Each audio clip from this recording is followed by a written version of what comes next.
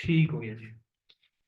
तो हमने parts of speech start किए थे और हमने शुरू में बताया था आपको कि पार्ट्स ऑफ स्पीच में क्या कुछ है और हम उस तक कैसे पहुंचे थे और कैसे हमने स्टार्ट लिया था एक करेक्टर से या एक लेटर से।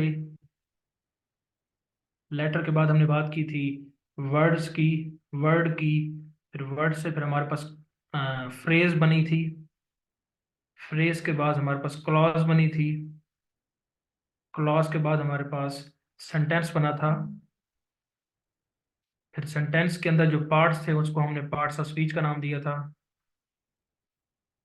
और पार्ट्स ऑफ स्पीच के अंदर हमने नाउन और इसकी कंप्लीट टाइप्स को देखा था, प्रोनाउन और इसकी कंप्लीट टाइप्स को देखा था। इसके बाद नाउन प्रोनाउन हो गया, उसके बाद हमारे कौन सी थी, हमने इंटरजेक्शन को देखा था। इसके बाद हमने कंजंक्शन को देखा था। तो ये हम सारे कर चुके थे, चार पार्ट्स ऑफ स्पीच कर लिए थे हमने। जो नेक्स्ट चार हैं वो आज हम करेंगे। तो एक और पार्ट्स ऑफ स्पीच है जो आज आज हम करने वाले हैं, उसको हम कहते हैं एडवर्ब। एडवर्ब, एडवर्ब क्या होता है? आपके सेंटेंस के अंदर इससे पहले आपको पता होना चाहिए कि वर्ब क्या होता है।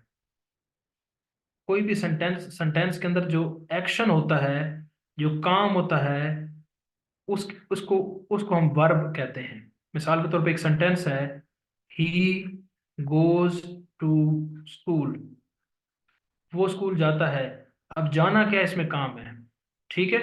तो गो, स्लीप, उसके बाद रन, ठीक है, विन, ये सारे क्या होते हैं? वर्ब्स होते हैं।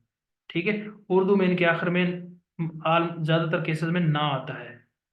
जाना, भागना, जीतना, सोना, अक्सर में ना आता है। तो ये तो होता है वर्ब्स। तो ऐसा वर्ड आपके सेंटेंस में जो कि वर्ब को डिफाइन करे, वर्ब को मैग्नीफाई करे, वर्ब को डिस्क्राइब करे, उसको एडवर्ब कहते हैं। जो वर्ब को डिस्क्राइब करे, वर्ब को मॉडिफाई करे, वर्ब के बारे में कुछ बताए, वर्ड वर्ब हो सकता है। इसी तरह आपके सेंटेंस में इजेक्टिव है, वो अभी हमने कवर करना है। इजेक्टिव है अगर कोई, उसको कोई मॉडिफाई करे, वो भी आपका एडवर्ब होता है। इजेक्टिव क्या होता है? आपके नाउन को या प्रोनाउन को जो डिफाइन करे, उसको डिस्क्राइब करे, वो एडजेक्टिव होता है। और एडजेक्टिव को अगर कोई वर्ड ऐसा है जो कि डिफाइन कर रहा है, मॉडिफाई कर रहा है और उसको डिस्क्राइब कर रहा है, तो हम उसको एडवर्ब कहते हैं। वर्ब को डिफाइन करने वाला, एडजेक्टिव को डिफाइन करने वाला। इसी तरह कोई एक और एडवर्ब है, उस एडवर्ब को मॉडिफाई करने वाला जो वर्ड होता है, हम उसको एडवर्ब कहते हैं। तो एडवर्ब बेसिकली क्या करता है? वर्ब को समटाइम डिफाइन कर रहा होता है, वर्ब को डिस्क्राइब कर रहा होता है, वर्ब के बारे में हमें कुछ बता रहा होता है, समटाइम एडजेक्टिव को डिफाइन कर रहा होता है, समटाइम एडवर्ब को डिफाइन कर रहा होता है।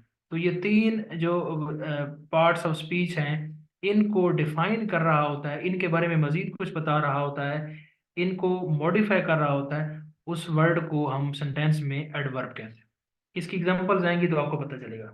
जैसे मैं एग्जांपल आपके सामने देता हूं कि for example, Tahir loft loudly. अब इस सेंटेंस पे अगर आप देखें, ये हमारा सब्जेक्ट है जो काम कर रहा है, और ये लाफ, हंसना, हंसना, ये आपका वर्ब है, ये सब्जेक्ट है। अब ये वर्ड क्या है? ये वर्ड किस को बता, किसके मीनिंग में को डिफाइन कर रहा है? वो आता है ऊंचा हंसा, यानी कि ऊंचा ऊंचा। अगर आप इसको सेपरेटली डील करेंगे तो ऊंचा क्या, आपको पता नहीं चलेगा ऊंचा क्या। तो ऊंचा किसी और चीज के साथ मुत्तसिल है, किसी और चीज के साथ जुड़ा हुआ है, किसी और पार्ट को बता रहा है। और वो किसको बता रहा है? हंसने को। हंसना ऊंचना, हंसना नीचा, आराम से हंसना, तेज हंसना। तो हंसना आपका जो वर्ब है, इसको मॉडिफाई कर रहा है, इसको डिफाइन कर रहा है, इस वजह से जो लाउडली है ये हमारा एडवर्ब है। ठीक हो गया।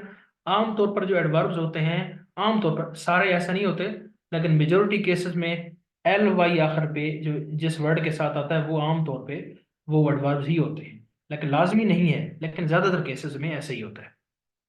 तो यहां से तो आपको क्लियर हो गया कि एडवर्ब का मतलब क्या है। ठीक है। अब अगर मैं इसकी एक और समझे एग्जांपल दूं आपको, कि यहां से लेते हैं मिसल, या एक और एग्जांपल लेते हैं।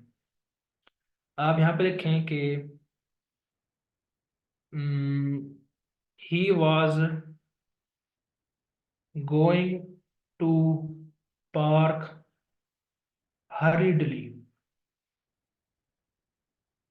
वो तेजी से पार्क जा रहा था। ही सब्जेक्ट है, वाज ये हेल्पिंग वर्ब है। ठीक है। और ये गोइंग ये क्या है, जिरंड है, यानी कि ये वर्ब है एक तरह का। अब वो जा रहा था पार्क तेजी से। अब तेजी किसको बता रहा है, जाने को बता रहा है, और जाना क्या है, वर्ब है, तो वर्ब को डिफाइन कर रहा है, तो इस वजह से ये एडवर्ब है। तो हरिडली क्या है, एडवर्ब है। तो ये होता है एडवर्ब। अब तक आपको समझ में आ गई होगी कि एडवर्ब क्या होता है। ऐसा वर्ड होता है जो कि वर्ब को डिफाइन कर रहा हो, एडवर्ब को डिफाइन कर रहा हो, या आपका एडजेक्टिव एडजेक्टिव को डिफाइन कर रहा हो, या आपका एडवर्ब को डिफाइन कर रहा हो। अब इनको कैसे डिफाइन करो, तो ये भी आगे एग्जाम्स में आएगा। ये तो इसका बुनियादी तारुफ हो गया कि वर्ब आपका होता क्या है। अब आगे जी, आगे हम जरा देखते हैं इसकी टाइप्स क्या हैं। तो टाइप्स क्या हैं इसके, फंक्शन के हिसाब से इसकी टाइप्स हैं। ठीक है। एडवर्ब टाइप्स, इसका जो रोल है सेंटेंस के अंदर, उसका जो फंक्शन है सेंटेंस के, उस हिसाब से इसको जो है ना डिफाइन करते हैं, उसकी टाइप्स दी हुई है। पहली जो टाइप है उसको हम कहते हैं adverb of manner. Adverb of manner, इस समझने से पहले आपको ये पता होना चाहिए कि जो एडवर्ब है ना, ये किसी भी सेंटेंस के अंदर हाउ, व्हेन, वेयर, इसको एक्सप्लेन करता है। कब, कैसे,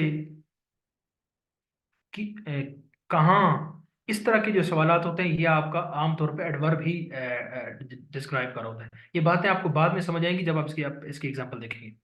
एडवर्ब एडवर्ब ऑफ मैनर क्या होता है, ये आपका मैनर को डील करता है। मैनर का मतलब ये है कि खामोशी से, तेजी से, आहिस्ता से, दबे अल्फाज में, ऊंचे तरीके से, ये जो मैनर है आमतौर पर किस तरीके से वो कोई काम हो रहा है, तो उसको एडवर्ब ऑफ मैनर कहते हैं। जिस तरह मैंने एग्जांपल ली है वो थी ताहिर वाली, कि Tahir loft loudly. Tyre loft loudly. अब लॉफ्ट हंसना है, किस अंदाज से हंसना है, तो ये मैनर है। तो ये जो इस तरह का जो आपके एडवर्ब होंगे जो मैनर को डिफाइन करेंगे, कि ऊंचा है, धीमा है, तेज है, स्लो है, कैसा है, इस तरह के, उसको हम एडवर्ब ऑफ मैनर कहते हैं। ठीक है। इसकी एक और एग्जांपल में लिख लेता हूं। आप लिख सकते हैं Rahman was reading a book quickly. Rahman किताब पढ़ रहा था बड़ी तेजी से। तो पढ़ रहा था तो वर्ब को डिफाइन कर रहा है ना, इसी वजह से क्विकली क्या है आपका एडवर्ब है। ठीक हो गया। तो इस तरह के जो होते हैं ना आपके, जहाँ पे हाउ, जिस तरह एक्शन किस तरह परफॉर्म हो रहा है, how an action is being performed, how an action is being performed, कोई भी काम कैसे हो रहा है, तो इसको कौन करता है डिस्कस, एडवर्ब ऑफ मैनर। तो ये इसकी पहली टाइप है। उसके बाद जी इसकी दूसरी टाइप देखते हैं। अभी इनकी डिफरेंट टाइप्स हैं उनके फंक्शन के हिसाब से। वो है एडवर्ब ऑफ डिग्री।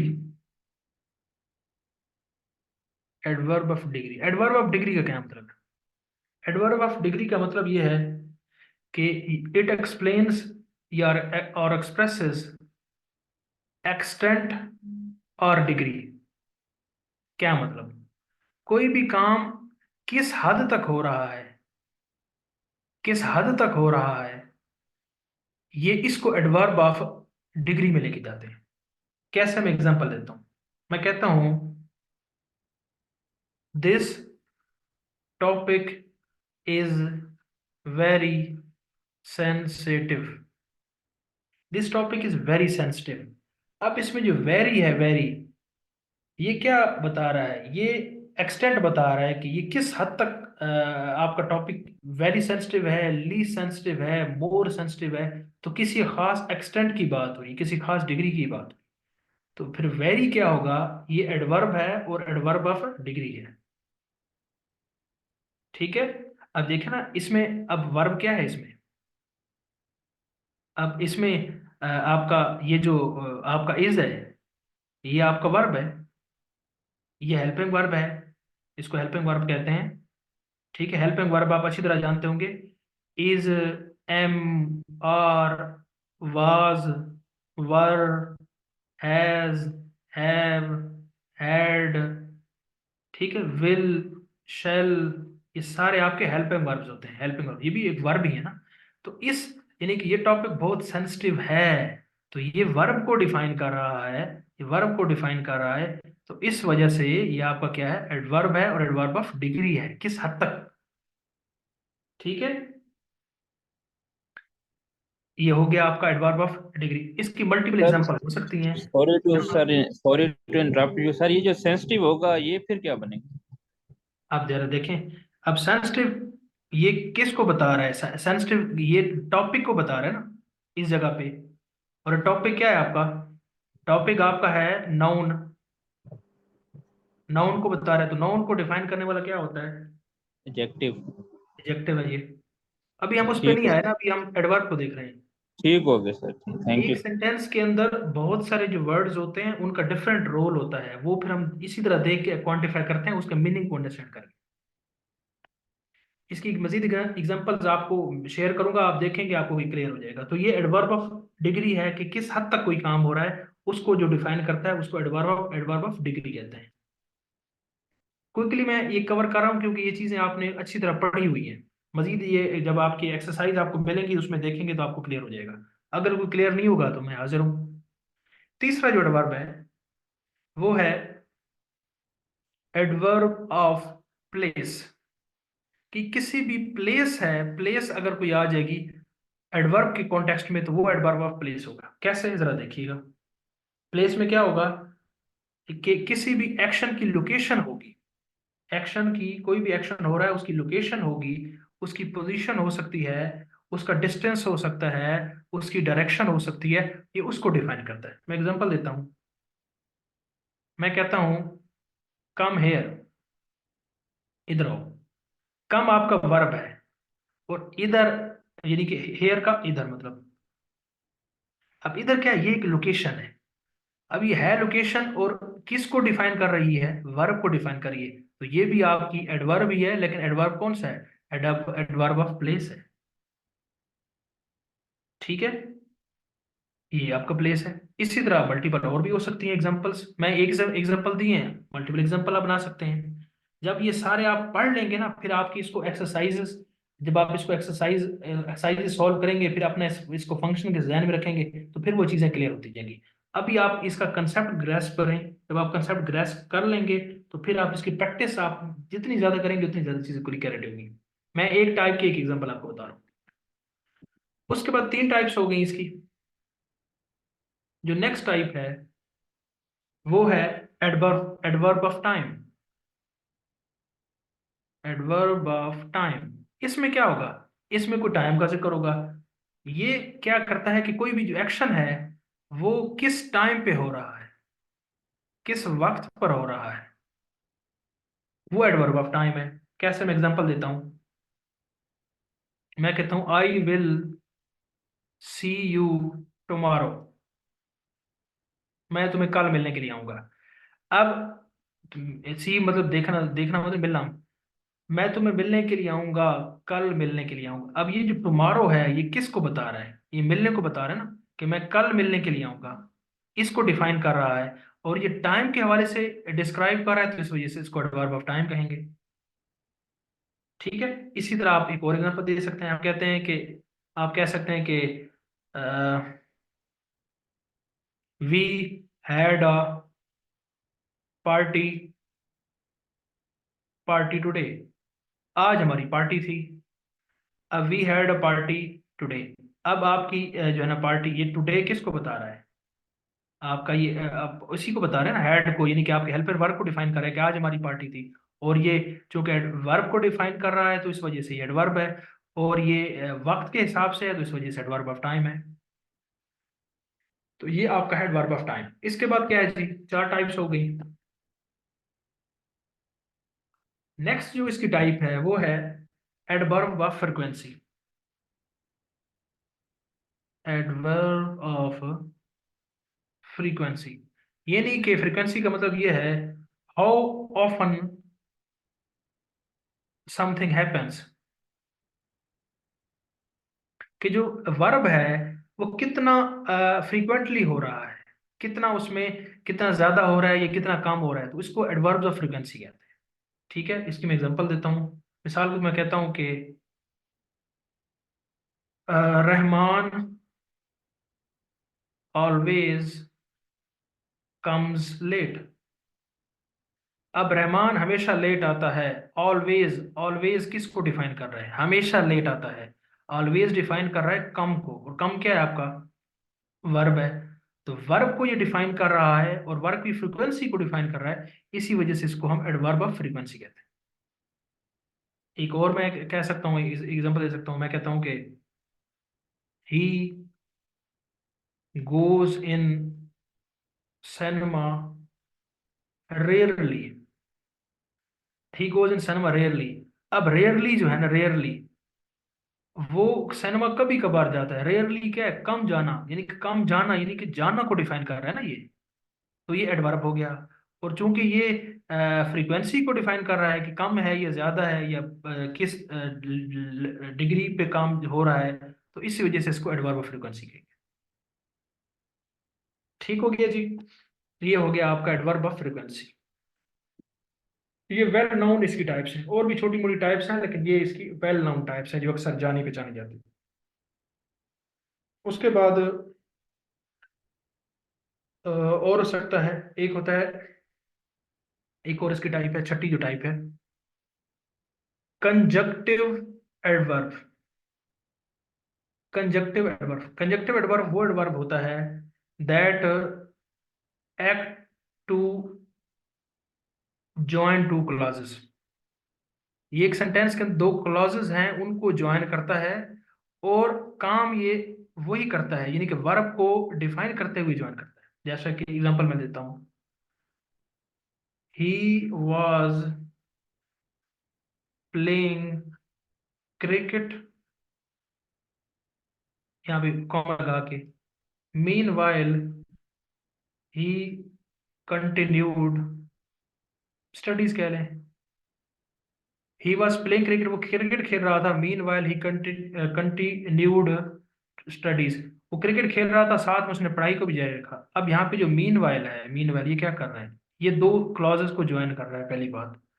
और ये इसकी जो प्लेइंग है ना, इसी को डिफाइन कर रहा है, इसी को मजीद डिस्क्राइब कर रहा है, कि इसको अभी आगे जो क्लॉज आ रही है उसको, कि दो वर्क हैं और उनको आपस में काम के हवाले से जोड़ रहा है, कि प्लेइंग है यहाँ पे और आगे यहाँ पे स्टडीज है।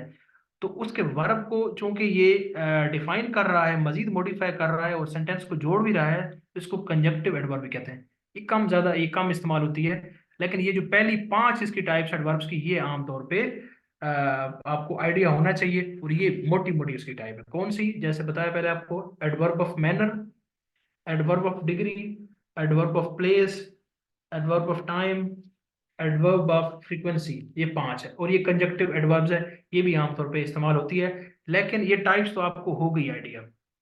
अब इसमें आपकी जब इसकी प्रैक्टिस होगी, जब आप सेंटेंस आपके सामने आएगा और आपसे पूछेगा इसमें से कौन सा, सबसे पहले देखेगा ये वर्ड क्या है, तो आप वो देख के बताओगे अच्छा ये एडवर्ब है।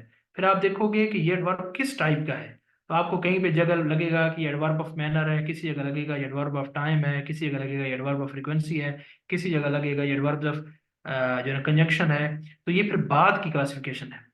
ठीक है, बुनियादी काम ये है उसका कि आप सेंटेंस में फाइंड आउट करें कि इसका रोल क्या है सेंटेंस के अंदर। तो और अगर वो वर्ब को क्वांटिफाई करता है, वर्ब को डिफाइन करता है, तो वो एडवर्ब होता है। अगर वो एडजेक्टिव को डिफाइन करता है तो फिर भी वो एडवर्ब है। अगर वो एक और एडवर्ब को मजीद डिफाइन करता है तो फिर भी वो एक एडवर्ब है। मिसाल के तौर मैं कहता हूँ ना कि जिस तरह पहली एग्जांपल ही थी, तायर लॉफ्ट लाउडली। अब आपको पता चल गया कि जो लाउडली है ना, ये आप इसको डिफाइन कर रहा है, तो इस वजह से ये आपका एडवर्ब है। अब मैं यहाँ पे लिखता हूँ तायर लाफ्ट वेरी लाउडली। अब ये वेरी किसको डिफाइन कर रहा है? ये वेरी आपके एडवर्ब को डिफाइन कर रहा है।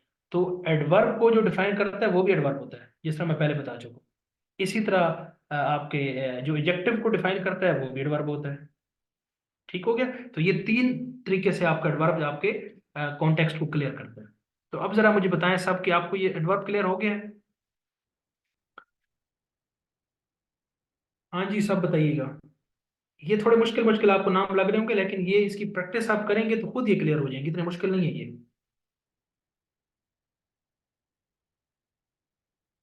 सब बताएं।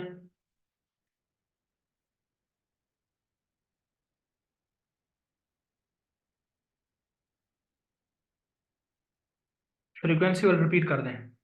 फ्रीक्वेंसी का मैं बता देता हूँ दोबारा। जी, पूछा है उन्होंने एडवर्ब ऑफ फ्रीक्वेंसी का। एडवर्ब फ्रीक्वेंसी का मतलब ये होता है कि कोई भी काम कितनी कसरत से, कितनी डिसकंटिन्यूटी के साथ हो रहा है, ये कितना वो कितनी बार वो हो रहा है, फ्रीक्वेंसी इसको कहते हैं ना। मिसाल के तौर पर मैं कहता हूँ ना कि वो स्कूल आता है, उसके आने की फ्रीक्वेंसी क्या है, बहुत ज्यादा है। कोई भी काम एक यूनिट वक्त में कितनी बार होता है, इसको हम फ्रीक्वेंसी कहते हैं ना। ठीक है? कम हो सकती फ्रीक्वेंसी, ज्यादा हो सकती फ्रीक्वेंसी, ज्यादा, इसको फ्रीक्वेंसी कहते हैं। ठीक है? किसी चीज का कम होना या ज्यादा होना। हाउ, आप इसको कह सकते हैं कि how often something is happening, कोई चीज कितनी ज्यादा या कम हो रही है, इसको एडवर्ब फ्रीक्वेंसी कहते हैं। जैसे मैं कहता हूँ, जिस तरह मैं एग्जांपल दी थी कि he comes late in class. अब ये लेट क्या है? लेट कम को डिफाइन कर रहा है, इस वजह से ये एडवर्ब है। और इसकी फ्रीक्वेंसी को बताया ना कि वो लेट आता है, ये अर्ली आता है, ये उसकी फ्रीक्वेंसी को बता रहा है ना कि कितनी बार वो आता है। इसी वजह से ये क्या है आपका एडवर्ब ऑफ फ्रीक्वेंसी है। ठीक हो गया? यहाँ पे ये भी कह सकते हैं कि ही visits school 5 days a week। अब 5 days a week, 5 days a week पूरे का पूरा जो एक आपका है ये आपका, तो ये तो एक क्लास माना गई एक तरह की। तो ये क्या आपकी होगी? ये आपकी एडवर्बियल क्लॉज होगी, और वो फ्रिक्वेंसी वाली क्लॉज होगी। क्यों? वो आपके विजिट्स को डिफाइन कर रहा है और उसकी फ्रिक्वेंसी के हिसाब से डिफाइन कर रहा है, तो इस वजह से इसको क्या कहेंगे? Adverbs of frequency. और ये एक वर्ड नहीं है, ये एक पूरी फ्रेज है, तो इसको फ्रेज ऑफ एडवर्ब कहेंगे। ठीक है? एडवर्ब एक वर्ड भी हो सकता है, दो वर्ड भी हो सकते हैं, दो तीन वर्ड भी हो सकते हैं, ये हो सकते हैं। क्लियर हो गया आपको सर?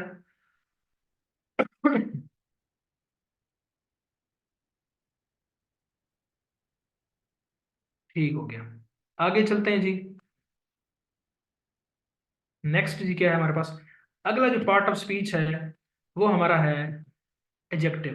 अब एजेक्टिव क्या है, आप इसको समझ भी गए हैं, पहले भी समझ गए हैं। एजेक्टिव क्या होता है? ये वो वर्ड है किसी भी सेंटेंस के अंदर, जो आपके सेंटेंस के अंदर जो नाउन होता है या प्रोनाउन होता है, ये उसको डिफाइन करता है, ये उसको मॉडिफाई करता है, ये उसको डिस्क्राइब करता है। किसी भी सेंटेंस के अंदर एडजेक्टिव क्या होता है? आपके नाउन को, प्रोनाउन को, उनको डिस्क्राइब करने वाला जो वर्ड है उसको हम क्या कहते हैं? इजेक्टिव कहते हैं, उसको हम इजेक्टिव कहते हैं। एग्जाम्पल आपके सामने दूंगा, आपको क्लियर हो जाएगा। मैं कहता हूँ मिसाल के तौर पे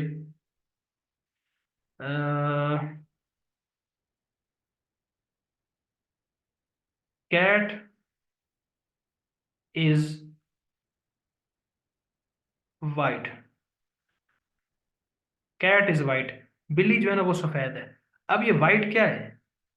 अब ये वाइट क्या इज को डिफाइन कर रहा है? नहीं, ये तो कैट को बता रहे हैं ना कि कैट सफेद है, तो ये नाउन है ना ये। तो नाउन को जो डिफाइन कर रहा है तो हम उसको कहेंगे एजेक्टिव कहेंगे। ठीक है? ये इस तरह। या आप कह सकते हैं, मिसाल के तौर एक और एग्जांपल देता हूँ कि कोई एग्जांपल दूं, या कहता हूँ कि किसी स्टूडेंट का कह देता हूँ कि अहमद इज शार्पर, मिसाल देन अली। अब इसमें आपसे पूछे कि शार्पर क्या है, यानी वो अहमद अली से तेज है। अब शार्पर ये किसको डिफाइन कर रहा है, शार्पनेस किस चीज को डिफाइन कर रहा है, ये असल में तो ये नाउन को डिफाइन कर रहा है ना। तो ये क्या है आपका, आपका एडजेक्टिव है। एडजेक्टिव क्या होता है, आपके सेंटेंस के अंदर नाउन या प्रोनाउन को डिफाइन करता है, उसको हम एडजेक्टिव कहते हैं। इसकी फिर उसी तरह टाइप्स हैं, कौन कौन सी टाइप्स हैं देखते हैं जी। सबसे पहली टाइप इसकी है, आप इसको देखते जाते हैं हम आहिस्ता आहिस्ता, कि ऐसा एडजेक्टिव जो कि आप कह लें इसको डेमोन्स्ट्रेटिव एडजेक्टिव। पहली जो टाइप है डेमोन्स्ट्रेटिव एडजेक्टिव, ये क्या एडजेक्टिव होता है, ये आपका एडजेक्टिव एक्सप्लेन करता है, और वो एडजेक्टिव जो कि डेमोन्स्ट्रेशन कर रहा हो, किसी भी चीज को डेमोन्स्ट्रेट कर रहा हो, किसी भी चीज को दिखा रहा हो सामने, वो वर्ड ये जो काम करेगा डेमोन्स्ट्रेशन वाला काम, वो डेमोन्स्ट्रेटिव एडजेक्टिव का। एग्जांपल देता हूँ, मैं कहता हूँ मिसाल के तौर पे, मैं कहता हूँ कि दिस वॉच इज कॉस्टलियर। क्या होता है, कॉस्टलियर होता है ना, कॉस्टलियर, ये कॉस्टली को छोड़े चीपर लिख दे, पता नहीं ये वर्ड ठीक है या नहीं। This watch is cheaper than of mine. ये जो घड़ी है ये मेरी घड़ी से अच्छी है, सस्ती है कह रहा हूँ। अब ये दिस क्या है, ये आप पॉइंट कर रहे हैं ना, इस घड़ी इशारा कर रहे हैं उसकी तरफ, उसको दिखा रहे हैं, तो ये दिस है। और ये क्या है, ये वर्ड, ये वाज क्या है, ये आपका क्या है, नाउन है। तो नाउन को डिफाइन कर रहा है दिस, और कैसे डिफाइन करता हुआ है, डिमॉन्स्ट्रेशन करते हुए उसको डिफाइन कर रहा है। इस वजह से यहाँ पे जो दिस है, ये आपका डेमोन्स्ट्रेटिव एडजेक्टिव के तौर पे काम करेगा। आमतौर पे दिस, दैट, दोज, ये जितने भी इस तरह के होते हैं, ये आपके डेमोन्स्ट्रेटिव एडजेक्टिव होते हैं। ये इसकी पहली टाइप थी। इसी तरह दूसरी टाइप्स पे चलते हैं। दूसरी टाइप क्या है जी,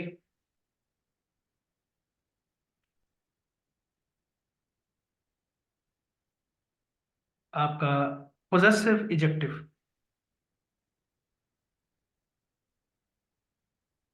पोजेसिव एडजेक्टिव, पोजेसिव एडजेक्टिव क्या होता है जी, ये लाजमी बात है, पोजेसिव है तो ये कोई पोजेशन को जाहिर करेगा, कोई मलकियत को जाहिर करेगा। और मलकियत को इस तरह जाहिर करेगा कि ये नाउन को डिफाइन कर रहा होगा। ठीक है, तो इस समय एग्जांपल देता हूँ आपके सामने। My favourite food is, for example, biryani. My favourite food is biryani. अब देखें ना, my favourite food is biryani. अब आप ये देखें कि ये जो माई है, पहली बात तो ये कि ये फेवरेट जो है ना, फेवरेट, फेवरेट फूड, ये किसको डिफाइन कर रहा है, फेवरेट, ये आपका फेवरेट, मेरा फेवरेट, ये आपको ये डिफाइन कर रहा है आपके, इसको माई को, मतलब आपके इसको, मेरे को, इसको, पोजेशन को, ये मेरा यानी कि उसमें उसको डिफाइन कर रहा है। इससे भी पहले आप इसमें माई में है, माई किसको डिफाइन कर रहा है, माई फेवरेट फूड, फूड क्या है आपका, नाउन है। माई फेवरेट, ये फूड को ही डिफाइन कर रहा है। ठीक है, और फूड को इस तरीके से डिफाइन कर रहा है कि पोजेशन इसमें शामिल कर रहा है, तो इस वजह से ये पोजेसिव एडजेक्टिव। और कौन से एडजेक्टिव हो सकते हैं जी, पोजेसिव एडजेक्टिव आमतौर पे होते हैं माई, हिज, हर, देयर, इस तरह के जो आपके सामने जो एडजेक्टिव आते हैं। ठीक है, और जो नाउन या प्रोनाउन को डिफाइन कर रहे होते हैं, हम इसको पोजेसिव एडजेक्टिव कहते हैं। तो ये उसकी दूसरी टाइप है, पोजेसिव एडजेक्टिव की। पहली आपको बताई डेमोन्स्ट्रेटिव एडजेक्टिव, फिर पोजेसिव एडजेक्टिव। उसके बाद जी, जी जी पूछें सुधरा।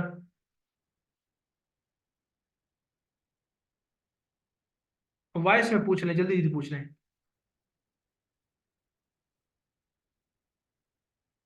देखे ना, प्रोनाउन है, माई प्रोनाउन है। ये वो क्या करे, ये उसको डिफाइन कर रहा है, माई इस जगह पे प्रोनाउन का काम नहीं कर रहा। मैं दोबारा सेंटेंस लिखता हूँ, आप इसको समझे नहीं अभी तक। देखें जरा। मेरी एग्जांपल क्या थी, मैंने क्या एग्जांपल दी थी, हाँ माई वाली थी ना, my favourite food is pizza, या कोई भी एग्जाम्पल ली थी, मैं बिरयानी कही थी, कुछ भी कही थी। अब ये माई क्या है, आपका ये फूड आपका है, ये नाउन है आपका, ये आपका नाउन है। ये प्रोनाउन नहीं है, प्रोनाउन नाउन की जगह पे आता है ये आपका प्रोनाउन नहीं है, पहली बात तो ये आप ये समझे। माई ये आपको इसको पॉइंट कर रहा है, और ये फूड को डिस्क्राइब कर रहा है, यानी कि नाउन को डिफाइन कर रहा है, और नाउन को डिफाइन कर रहा है पोजेशन के हवाले से, तो इस वजह से ये एडजेक्टिव है। तो ये आपका पहली बात है प्रोनाउन नहीं है, प्रोनाउन आपका नाउन को की जगह पे आता है। हाँ जी, ये आप ये बात जरा ध्यान में रख लें, ये अभी सर ने बताया कि ये कोई भी वर्ड्स को एसोसिएट ना कर लें कि ये माई होगा, मी होगा, तो ये नाउन होगा, ये प्रोनाउन होगा, ऐसा नहीं होता। सेंटेंस आपको देखना पड़ता है with respect to sentence, sentence sentence में उसका क्या रोल है।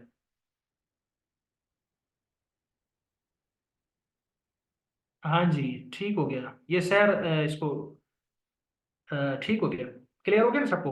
तो इसको जरा आप थोड़ा सा देखेंगे, आपको क्लियर हो जाएगा, ऐसा ऐसा कोई इशू नहीं है, लेकिन जरा एक दफा आप सारी इसकी टाइप देख लेना। उसके बाद जी नेक्स्ट ऑब्जेक्टिव है, तीसरी इसकी टाइप है, वो है हमारे पास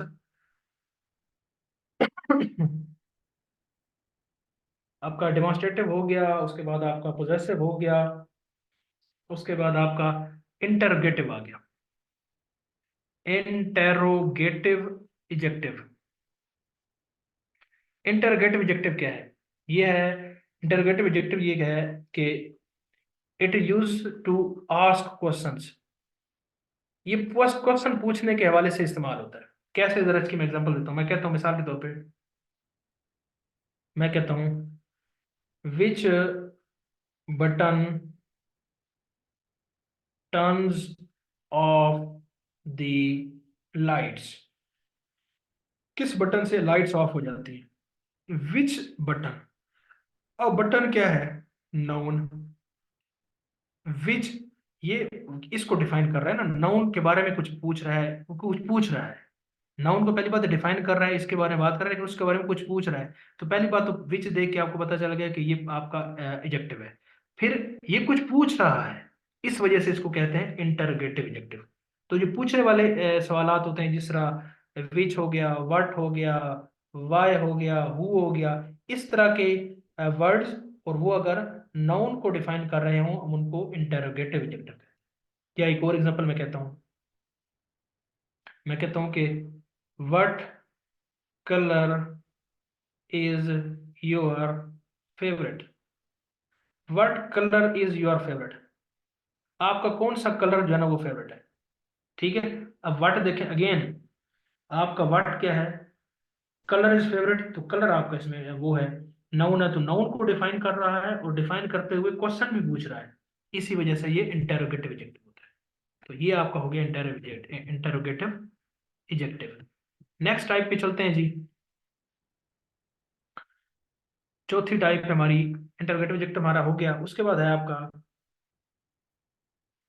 डिस्ट्रीब्यूटिव इजेक्टिव।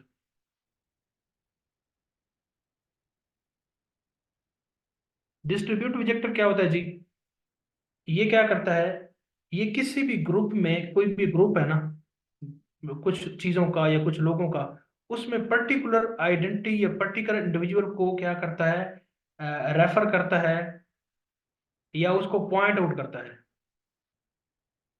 ठीक है, और उस पॉइंट आउट करके वो नाउन को डिफाइन कर रहा होता है, तो ये डिस्ट्रीब्यूटिव एडजेक्टिव होता है। एग्जांपल देता हूँ, आपको क्लियर हो जाएगा।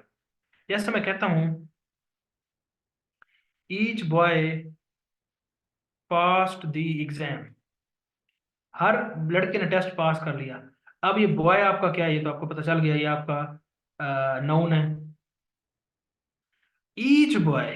अब ईच किसको डिफाइन कर रहा है, नाउन को डिफाइन कर रहा है। ठीक है, नाउन को डिफाइन कर रहा है, तो ये एडजेक्टिव तो बन गया, लेकिन ये साथ में पॉइंट आउट कर रहा है, ये रेफर कर रहा है किसी भी एक ग्रुप के अंदर, पूरे ग्रुप में किसी पर्टिकुलर को रेफर कर रहा है, इसी वजह से इसको डिस्ट्रीब्यूटिव एडजेक्टिव कहते हैं। ठीक है, इसीलिए ये ईच अगर आ जाए, आइदर आ जाए, उसके बाद ये इस तरह के जो सेंटेंस आ जाएं, ठीक है, एवरी आ जाए, ठीक है, वो भी सारों को रेफर कर रहा है ना। इस तरह के जो आपके पास वर्ड्स आ जाएं और अगर वो नाउन को डिफाइन कर रहे हो तो वो आपके डिस्ट्रीब्यूटिव एडजेक्टिव होते हैं। ठीक हो गया जी। अच्छा, इसके बाद अलावा भी दो तीन किस्म के हैं आपके क्या इसके टाइप्स हैं एडजेक्टिव्स की। तो मैं वो भी एक दो जल्दी जल्दी देख लेते हैं। नेक्स्ट जो टाइप है इसकी एडजेक्टिव की वो है आपकी कंपैरेटिव एडजेक्टिव। कंपैरेटिव एडजेक्टिव्स, ये आपने लाजमी बातें देखे होंगे। कंपैरेटिव एडजेक्टिव क्या होते हैं? ये कंपैरेटिव जैसा कि नाम से ज़ाहिर है, ये यूज्ड फॉर कंपैरिजन, कंपैरिजन करने के लिए इस्तेमाल होते हैं। ठीक है, कंपैरिजन करने के लिए इस्तेमाल होते हैं और ये नाउन को डिफाइन कर रहे होते हैं, इसी वजह से उसको कंपैरेटिव एडजेक्टिव कहते हैं। एग्जांपल देता हूँ, मैं कहता हूँ जिस तरह मैं शुरू में एग्जांपल दी थी, मैं कहता हूँ Rizwan is wiser then Ajmal. Rizwan is wiser then Ajmal. अब ये वाइजर है, वाइजर वाइज है और वाइजर है। अब ये वाइजर किसको डिफाइन कर रहा है? रिजवान जो है ना अजमल से ज्यादा अक्लमंद है। ये आपके इसको डिफाइन कर रहा है ना, आपके जो नाउन है उसको डिफाइन कर रहा है। और नाउन को डिफाइन करते हुए कंपैरिजन भी कर रहा है, कंपैरिजन भी कर रहा है। इस वजह से इसको कंपैरेटिव एडजेक्टिव भी कहते हैं। ठीक है, तो जितने भी आपके ये कंपैरिजन वाले एडजेक्टिव होते हैं, ये जिसमें ई आर आता है, तो ये सारे आपके कंपैरेटिव एडजेक्टिव्स होते हैं। एक और एग्जांपल लेता हूँ, मैं कहता हूँ मिसाल के तौर पे कोई भी फिश है, एक बड़ी फिश होती है जिसको हम कहते हैं वेल, वेल्स एक फिश है। Whales are larger than dolphins.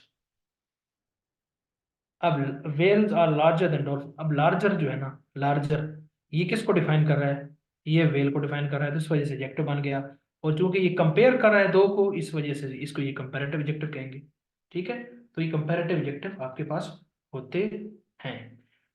इसी से मिलती जुलती एक और टाइप है इसकी। ये तो दूसरी फॉर्म में कंपेयर कर रहे थे ना, जब दो को हम कंपेयर करते हैं, जब दो से ज्यादा को कंपेयर करते हैं, या एक आइटम को आप पूरे रेस्ट ऑफ से भी आप। हाँ जी। अब ये जो देन और टू का इस्तेमाल है, ये करेक्शन में आएगा, इसको हम वहां पे देखेंगे कि देन कहाँ पे होता है, टू कहाँ पे होता है। इसमें देन होता है, कुछ जगह पे कंपैरिजन होता है, वहां पे टू इस्तेमाल होता है। मिसाल के तौर पे आपने पढ़ा होगा सीनियर, जूनियर, सुपीरियर, इन्फीरियर, वहां पे देन नहीं होता। ठीक है, वहां पे टू होता है। मिसाल के तौर पे आप कहता हूँ कि Ali is superior to me. अब यहाँ पे आपने देन नहीं लगाया, यहाँ पे आपने टू लगाया। तो कुछ ऐसे वर्ब्स हैं जो देन नहीं उठाते, वो टू उठाते हैं। वैसे जब भी दो क्वालिटीज को कंपैरिजन करते हैं तो फिर देन आता है, T H A N then, ये देन, ये टी ई एन नहीं है, वो और होता है। क्लियर हो गया आपको? कुछ जगहों पे टू इस्तेमाल होता है, वो इंशाल्लाह जब करेक्शन पढ़ेंगे तो मैं आपको बताऊंगा कि किस जगह पे कंपैरिजन में टू का इस्तेमाल होगा। हाँ, इनमें देन देन होता है। इसमें ये जो आपका जो आपने सवाल पूछा ना, इनमें देन ही इस्तेमाल होगा। किसी जगह पे टू भी होगा, जिस तरह मैं सुपीरियर का बता दिया, लेकिन कंपैरिजन होगा दो में। हो गया क्लियर आपको सर? ठीक हो गया। तो उसके बाद मैं बता रहा था कंपैरेटिव। तो इसी तरह कंपैरेटर में जब दो को कंपैरिजन करते हैं और एक की जो इसमें आपकी जो फॉर्म है वो सेकंड हो जाती है, अब वो सेकंड नहीं होती, उसके साथ ई आर आ जाता है। इसी तरह सुपरलेटिव भी हो सकते हैं एडजेक्टिव। वो कैसे हो सकते हैं, मैं एग्जांपल देता हूं। मैं कहता हूँ कि Ali is the sharpest boy of class. अब शार्पेस्ट क्या है? शार्पेस्ट क्या है ये आपको डिफाइन कर रहा है अली को, तो आपने देख के पता चल गया कि अच्छा एडजेक्टिव है। लेकिन यहाँ पे देखिए ना, ये इसको कंपेयर कर रहा है पूरी क्लास के साथ, किसी एक शख्स के साथ कंपेयर नहीं कर रहा।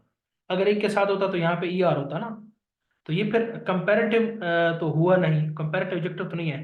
तो ये क्योंकि इसकी हाईएस्ट डिग्री है, थर्ड डिग्री में जाके उसको कंपेयर कर रहा है, जिसको हम सुपरलेटिव डिग्री भी कहते हैं, इसको इस वजह से सुपरलेटिव एडजेक्टिव कहते हैं।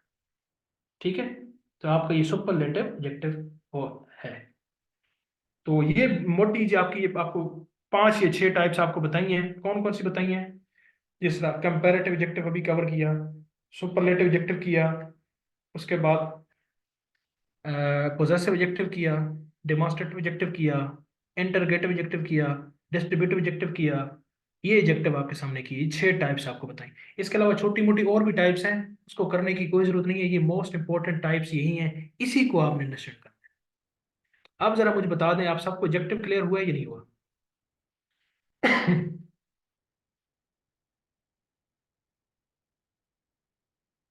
नहीं नहीं, क्वालिटी और क्वांटिटी नहीं करेंगे हम।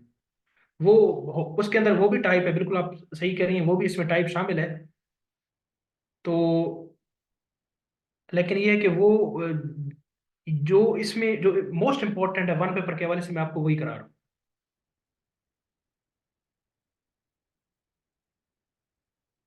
ठीक है, बाकी इनकी टाइप्स तो अगर आप गूगल करें ना, तो इनकी टाइप्स आपको मैंने 6 बताई हैं, आपको 12 मिल जाएंगी, लेकिन ये मोस्ट इंपॉर्टेंट है।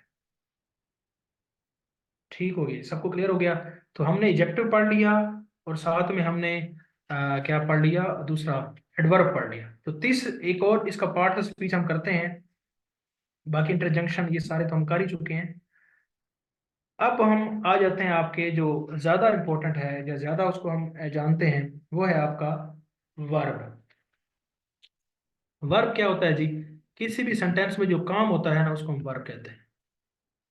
जैसा कि मैं मिसाल पहले दे चुका हूँ कि आप कोई भी लिखते हैं यहाँ पे, आप कहते हैं कि ही रन्स वेरी फास्ट। अब इसमें जो रन्स है, रन्स वो बहुत तेज भागता है, ये काम है, काम। तो इसको हम क्या कहते हैं? वर्ब। ठीक है, वर्ब। आमतौर पे आपने वर्ब की 3 फॉर्म्स पढ़ी होंगी, पहली फॉर्म, दूसरी फॉर्म, तीसरी फॉर्म, पहली फॉर्म, दूसरी फॉर्म, वर्ब। तो कौन कौन से वर्ब हैं जी? मिसाल के तौर पे रन है, स्लीप है, उसके बाद इंजॉय है, ईट है, ड्रिंक है, जो भी आपके काम है, आमतौर पे इन सारों को उर्दू में ट्रांसलेट करने के दिन के आखिर में ना आता है। तो ये सारे के सारे वर्ब। ये तो आपको पता चल गया कि वर्ब वर्ब को फाइंड आउट करना सेंटेंस में सबसे इजी काम है। आप देखें कि उसमें कौन सा वर्ब है, तो आप फौरन से निकालेंगे। अब ये वर्ब है, और इस वर्ब के साथ कभी समटाइम क्या होता है कि वर्ब नहीं होता, उसकी जगह हेल्पिंग वर्ब्स होते हैं। हेल्पिंग वर्ब्स को ऑक्सिलरी वर्ब भी कहते हैं, ऑक्सिलरी वर्ब। और वो कौन से हैं? Is, am, are, was, were, has, have, had, will, shall, ये सारे आपके क्या हैं? ऑक्सिलरी वर्ब्स हैं या हेल्पिंग वर्ब्स हैं, इनको वर्ब्स ही हम कहते हैं। तो वर्ब तो आपको हो गया क्लियर। अब वर्ब्स के भी उसी तरह टाइप्स हैं। ठीक है, और आपको ये भी पता चल गया कि वर्ब है उसकी फॉर्म्स होती हैं, पहली फॉर्म, दूसरी फॉर्म, चौथी फॉर्म। जिस तरह स्लीप है, तो स्लीप की क्या होगी? ये आपने पढ़ा होगा, स्लेप्ट, स्लेप्ट। रन की क्या है? Run, run, run. ठीक है, ईट की क्या थी? Eat, ate, eaten. Shine, shine, shine. Complete, completed, completed. तो ये सारी जो फॉर्म्स बनती हैं आपकी, ये आपकी वर्ब्स की ही बनती हैं, और किसी की कोई फॉर्म नहीं बनती। तो इसकी तरह हम इसको टाइप्स देखते हैं जी।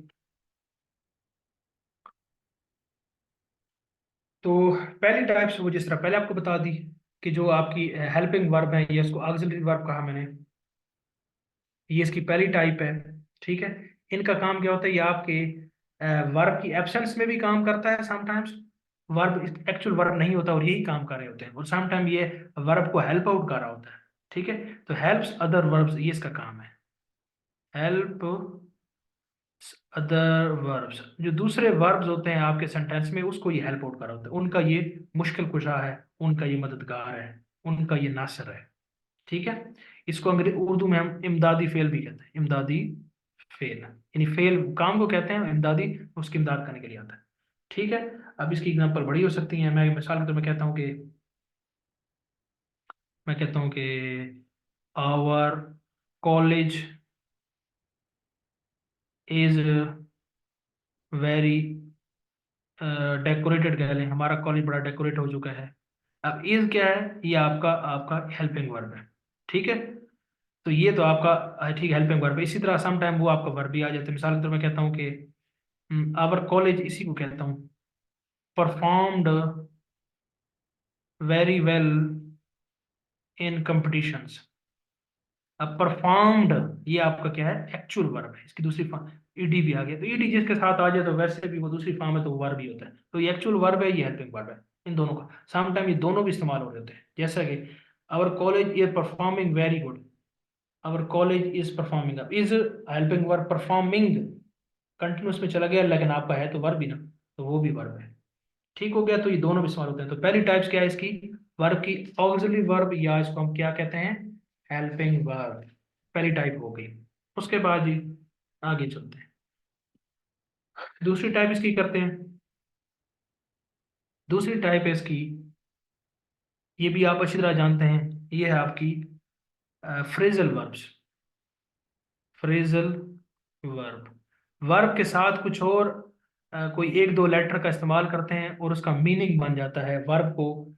ठीक है, वो वर्ब का जो वर्ब होता है आमतौर पे, उस वर्ब का उस एक या दो लेटर ऐड करने के साथ आपका वर्ब का मीनिंग ही चेंज हो जाता है, तो ये उसको फ्रेजल वर्ब कहते हैं।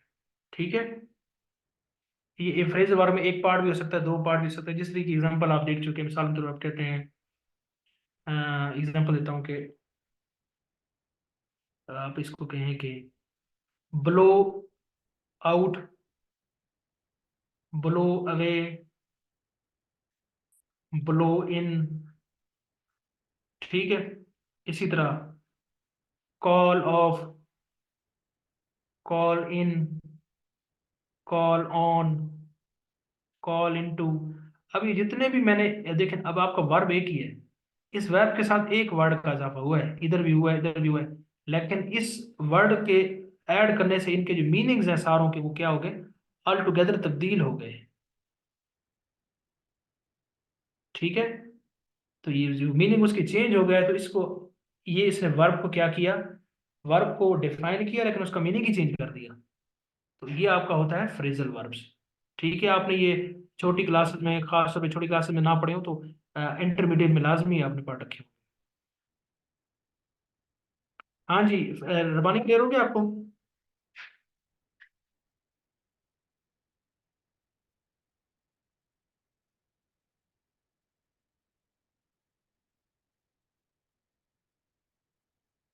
रबानी क्लियर हो गया आपको, ये अपने कहा रिपीट कर दें।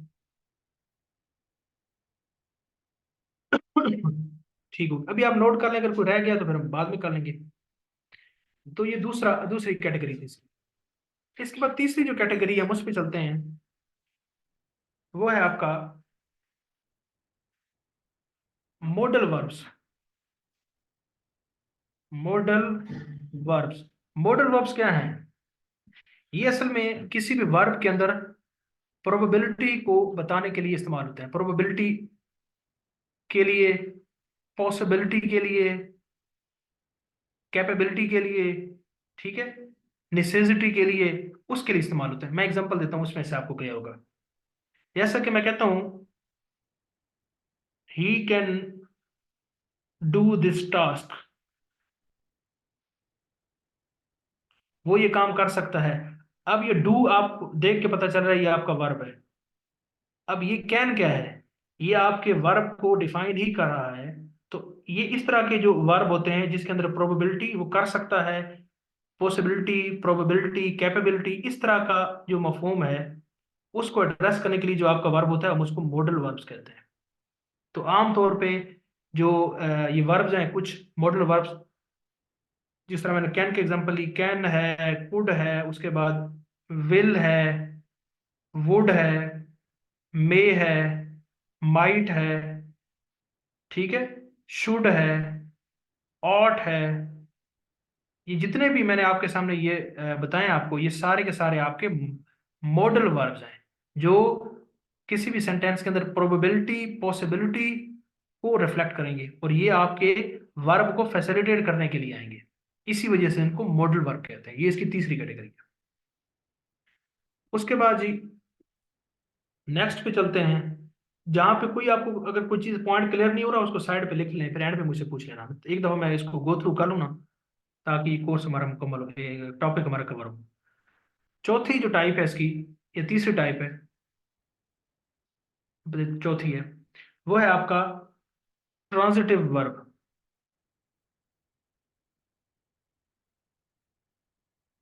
ट्रांजिटिव वर्ब क्या है, इसमें आपका जो वर्ब है, वर्ब वो डायरेक्टली जो है ना अकम्पनीड होता है आपके ऑब्जेक्ट के साथ, एक सेंटेंस। एक सेंटेंस के अंदर, एक सेंटेंस है आपका, उसके अंदर आपका जो ऑब्जेक्ट है ये उस डायरेक्ट उसको एक्सेस कर रहा होता है, ये उसके साथ आता है, इसको ट्रांजिटिव वर्ब कहते हैं। मैं एग्जांपल देता हूँ आपको, जैसे क्लियर होगा। मैं कहता हूँ शी रियली लव रोज, कह रहा हूँ रोज फ्लावर्स, या कोई भी, इसको कह लें चमेली का क्या होता है, जैस्मिन होता है ना, जैस्मिन कह लें। She really love jasmine flowers. अब लव क्या है, वर्ब है, और वर्ब डायरेक्टली उसने किसको एड्रेस किया, जैस्मिन फ्लावर जो कि ऑब्जेक्ट था, तो डायरेक्टली उसके साथ कंपनी, उसको कंपनी देने के लिए साथ आया, और उसको फौरन उसने एक्सेस किया। तो इस तरह के जो वर्ब्स होते हैं उनको ट्रांजिटिव वर्ब्स कहते हैं। यानी ट्रांजिटिव वर्ब में ऑब्जेक्ट का होना लाजमी है, लाजमी होगा, ऑब्जेक्ट के बगैर ये नामुकम्मल होंगे ट्रांजिटिव, ये बात, और साथ में ये उसके आएंगे भी साथ में, ये बात होगी क्लियर आपको। एक और एग्जांपल देता हूं। मैं कहता हूं कि the wealthy man bot 3 books, अमीर शख्स ने 3 किताबें खरीदी। The wealthy man bot 3 books. अब बाय से दूसरी फॉर्म है, तो आपको पता चल गया कि ये बाय की दूसरी फॉर्म है, तो ये तो है वर्ब आपका। अब वर्ब देखें, 3 बुक्स, ये एक ऑब्जेक्ट है, और फौरन उसने ऑब्जेक्ट, वर्ब ने ऑब्जेक्ट को एक्सेस किया, फौरन उसके साथ आया है। और अगर आप इसको, इसमें से ऑब्जेक्ट को निकाल दें, the wealthy man bot what, इसका मफहूम इनकम्प्लीट रह जाता है। तो ऐसे जो आपके वर्ब्स होते हैं उनको हम क्या कहते हैं, ट्रांजिटिव वर्ब्स कहते हैं। ट्रांजिटिव ये है। इसकी जो नेक्स्ट कैटेगरी है वो इसके साथ मिलती जुलती है, वो इसी का ही एक तरीके से अपोजिट है। वो क्या है उसको समझेंगे तो आपको ये भी साथ में क्लियर, ज्यादा अच्छे तरीके से हो जाएगा। वो है हमारा, जो कि हमारी चौथी या पांचवी टाइप थी, वो है intransitive verb. Intransitive verb, transitive verb था पहला, अब ये इंट्रांजिटिव वर्ब है। इसके अंदर क्या है, इसके अंदर आप, अब इसमें आपका जो ऑब्जेक्ट है वो एक्सेस नहीं होगा, और ऑब्जेक्ट होगा भी नहीं। तो ऐसे वर्ब्स को इंट्रांजिटिव वर्ब्स कहते हैं। मैं एग्जांपल देता हूं। मैं कहता हूं for example, Alina cries, Alina चिल्लाती है। अब ये वर्ब है ना, अब इस वर्ब को जरूरत ही नहीं है किसी ऑब्जेक्ट की, और उसकी जरूरत के बगैर अपना ये मफहूम कन्वे करने में कामयाब हो गया है। तो इस वजह से ऐसे वर्ब्स को हम इंट्रांजिटिव वर्ब्स कहते हैं, जिनके लिए आपको वर्ब को किसी भी ऑब्जेक्ट की कंपनी की जरूरत ही नहीं है, उसके बगैर ही वो मीनिंग कन्वे कर लेते हैं। तो ये इंट्रांजिटिव वर्ब्स है। ठीक हो गया। अब मिसाल के तौर पे हो सकता है, मैं कहता हूँ कि और बहुत सारे हो सकते हैं। चाइल्ड स्लेप्ट, बच्चा सो गया, इसको किसी ऑब्जेक्ट की जरूरत नहीं है, ये अपने ऑब्जेक्ट के बगैर ही अपना मफहूम क्लियर करने में कामयाब हो गया। तो ये आपका इंट्रांजिटिव वर्ब है। तो ट्रांजिटिव वर्ब और इंट्रांजिटिव वर्ब बुनियादी तौर पे यही है कि ट्रांजिटिव वर्ब आपका ऑब्जेक्ट उसमें जरूर आएगा, और जो आपका सेंटेंस है वो ऑब्जेक्ट के बगैर इनकम्प्लीट होगा। जबकि इंट्रांजिटिव वर्ब में क्या होता है, ऑब्जेक्ट, आपका ऑब्जेक्ट आने के बगैर आपका जो सेंटेंस है वो कंप्लीट ही होगा। तो ये इसकी ब्रॉडर पिक्चर है। बाकी इसमें कोई छोटी मोटी एक्सेप्शन आ जाती है, लेकिन आप इसकी मोटी मोटी जो हेडिंग्स हैं वही ध्यान में रखें। तो हमने कितनी इसकी टाइप्स पढ़ ली अभी तक। फ्रेजल वर्ब देख लिया, मॉडल वर्ब देख लिया, ट्रांजिटिव वर्ब देख लिया, इंट्रांजिटिव देख लिया, ऑक्सिलरी देख लिया, और इसके अलावा और एक दो वर्ब्स हैं वो भी देख लेते हैं। नेक्स्ट हमारे पास है टाइप इसकी, वो है रेगुलर वर्ब्स। ये आसान है। रेगुलर वर्ब्स क्या होते हैं, रेगुलर वर्ब्स ये होते हैं जिनकी, जब आप इसकी, अगर आप इसकी पास्ट या पास्ट पार्टिसिपल, यानी उसकी दूसरी या तीसरी फॉर्म में अगर आप जाएं, तो उसमें आपके वर्ब के साथ ईडी का इजाफा करते हैं, और आपकी दूसरी फॉर्म बन जाती है और तीसरी फॉर्म बन जाती है। तो ऐसे वर्ब्स को रेगुलर वर्ब्स कहते हैं, जिनकी फॉर्म्स याद रखना इजी होता है। मिसाल के तौर पे आप कहते हैं कि कंप्लीट, जिस तरह है, कंप्लीट की क्या होगी दूसरी फॉर्म, कंप्लीटेड, कंप्लीटेड, ठीक है। या और बहुत सारी हो सकती हैं, वॉक, वॉकड वॉकड, ठीक है, और बहुत सारी हो सकती हैं। तो ये जो जिसके साथ दूसरी फॉर्म और तीसरी फॉर्म बनाने के लिए आपको जस्ट ईडी का इजाफा करते हैं, और वो उसकी दूसरी फॉर्म या तीसरी फॉर्म या पास्ट पार्टिसिपल उसका बन जाता है, तो वो आपके रेगुलर वर्ब्स होते हैं। और इसी के साथ मिलता जुलती एक और टाइप है, वो है इर्रेगुलर वर्ब। इरेगुलर वर्ब क्या होते हैं? जिनकी आपको सेकंड या थर्ड फॉर्म के लिए ईडी उसमें ना आए, कोई इरेगुलरिटी आ जाए, जैसा कि कोई चेंज हो जाए। मिसाल देता हूँ ना, मिसाल के तौर पर जिस तरह एक वर्ब है रन, रन की अब सेकंड फॉर्म भी रन है और थर्ड फॉर्म भी रन है। इसी तरह एक वर्ड है बिल्ड, बिल्ड, तो बिल्ड की दूसरी फॉर्म बिल्ट है और तीसरी फॉर्म भी बिल्ट है। इसी तरह कट, कट की दूसरी फॉर्म भी कट है, तीसरी भी कट है। तो ईडी नहीं आ रहा, वो पैटर्न नहीं फॉलो हो रहा। हाँ जी, हाँ हाँ, रन का बता रहा हूँ, रन रेन रन होता है, बिल्कुल बिल्कुल, रन रन नहीं होता, रन रेन रन होता है, सही बताया आपने, रन रेन रन होता है, सही बात है। ये मीन्स टू से कि जिसमें ईडी दूसरी फॉर्म तीसरी फॉर्म के लिए ना है, वैसे ही पता चल रहा है वो रेगुलर नहीं, उसको हम इरेगुलर वर्ब्स कहते हैं। तो ये इसकी बुनियादी बुनियादी पे जो टाइप्स थी, इस ये मैं आपको 12 कह रहा हूँ कि टाइप्स सिर्फ ये 5-6 यही नहीं है जो मैं आपको बता रहा हूँ, ये उसकी मोस्ट इंपॉर्टेंट टाइप्स हैं, जो कि वन पेपर के हवाले से, पीपीएससी के हवाले से आपको पता होना चाहिए। इसके अलावा और भी छोटी मोटी पता नहीं कितनी टाइप्स और भी हैं, लेकिन आपने हाँ जी बिल्कुल, go and gone, go and gone की आप कह सकते हैं ये रेगुलर वर्ब है, ठीक है। लेकिन मैं आपको वो सब टाइप्स बता रहा हूँ जो आपको पीपीएससी वन पेपर के हवाले से जो जरूरी है। ठीक हो गया, तो ये इसकी टाइप्स आपको मैंने बताई। कौन सी टाइप्स बताई? रेगुलर वर्ब्स बताया, इरेगुलर वर्ब्स बताया आपको, उसके बाद ट्रांजिटिव बताया, इंट्रांजिटिव बताया, फ्रेजल बताया, मॉडल बताया आपको, उसके बाद आपको ऑक्सिलरी वर्ब। ये 4-5 टाइप्स की, 6 टाइप्स की आपको जो वर्ब्स बताए, ये इसकी बुनियादी टाइप्स हैं। और वर्ब का मफहूम आप समझ चुके हैं, किसी भी सेंटेंस में जो एक्शन है या कोई भी काम हो रहा होता है, उसको हम वर्ब कहते हैं। और अगर आप उर्दू में इसको ट्रांसलेट करें, तो उसमें आमतौर पर उस वर्ड पर उर्दू में ट्रांसलेट करें तो आमतौर पर उनके आखिर में ना आता है। खाना पीना सोना उठना जागना चलना फिरना, ये सारे आपके क्या हैं? आपके वर्ब्स हैं। ठीक हो गया जी, इसकी टाइप्स देख ली। तो अब जरा मुझे बता दें कि सबको ये वर्ब्स के हवाले से किसी को कोई सवाल है तो वो पूछ ले। वर्ब्स हमने देख लिया, वर्ब क्या होता है, फिर वर्ब्स की हमने टाइप्स देख ली।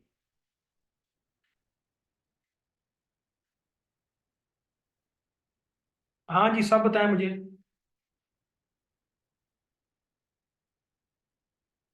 जी सर, कुछ पूछना है आपने?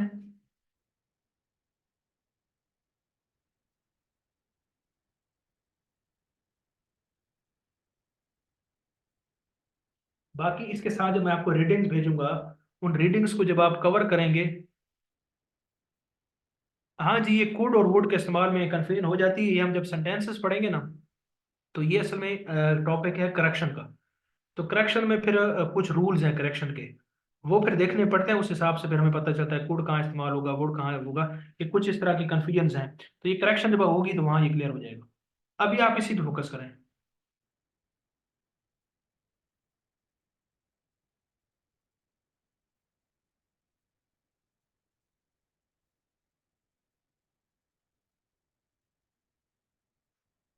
करेक्शन को इंशाल्लाह हम देखेंगे।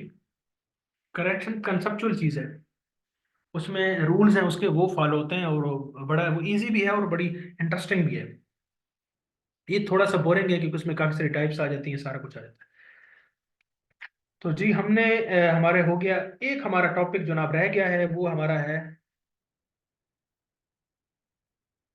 क्या लिखा है, कंपैरेटिव एडजेक्टिव में किन वर्ड के साथ टू लगेगा। हाँ जी, ये मैंने आपको बताया है। ये वंस अगेन ये भी उसी का रूल है, आपका किसका, करेक्शन का, लेकिन मैं दोबारा आपको बता देता हूँ, ये इसने पूछा है। मैंने आपको ये कहा कि जब आप दो चीज़ों को कंपेयर करते हैं तो उनके दरमियान में देन आता है।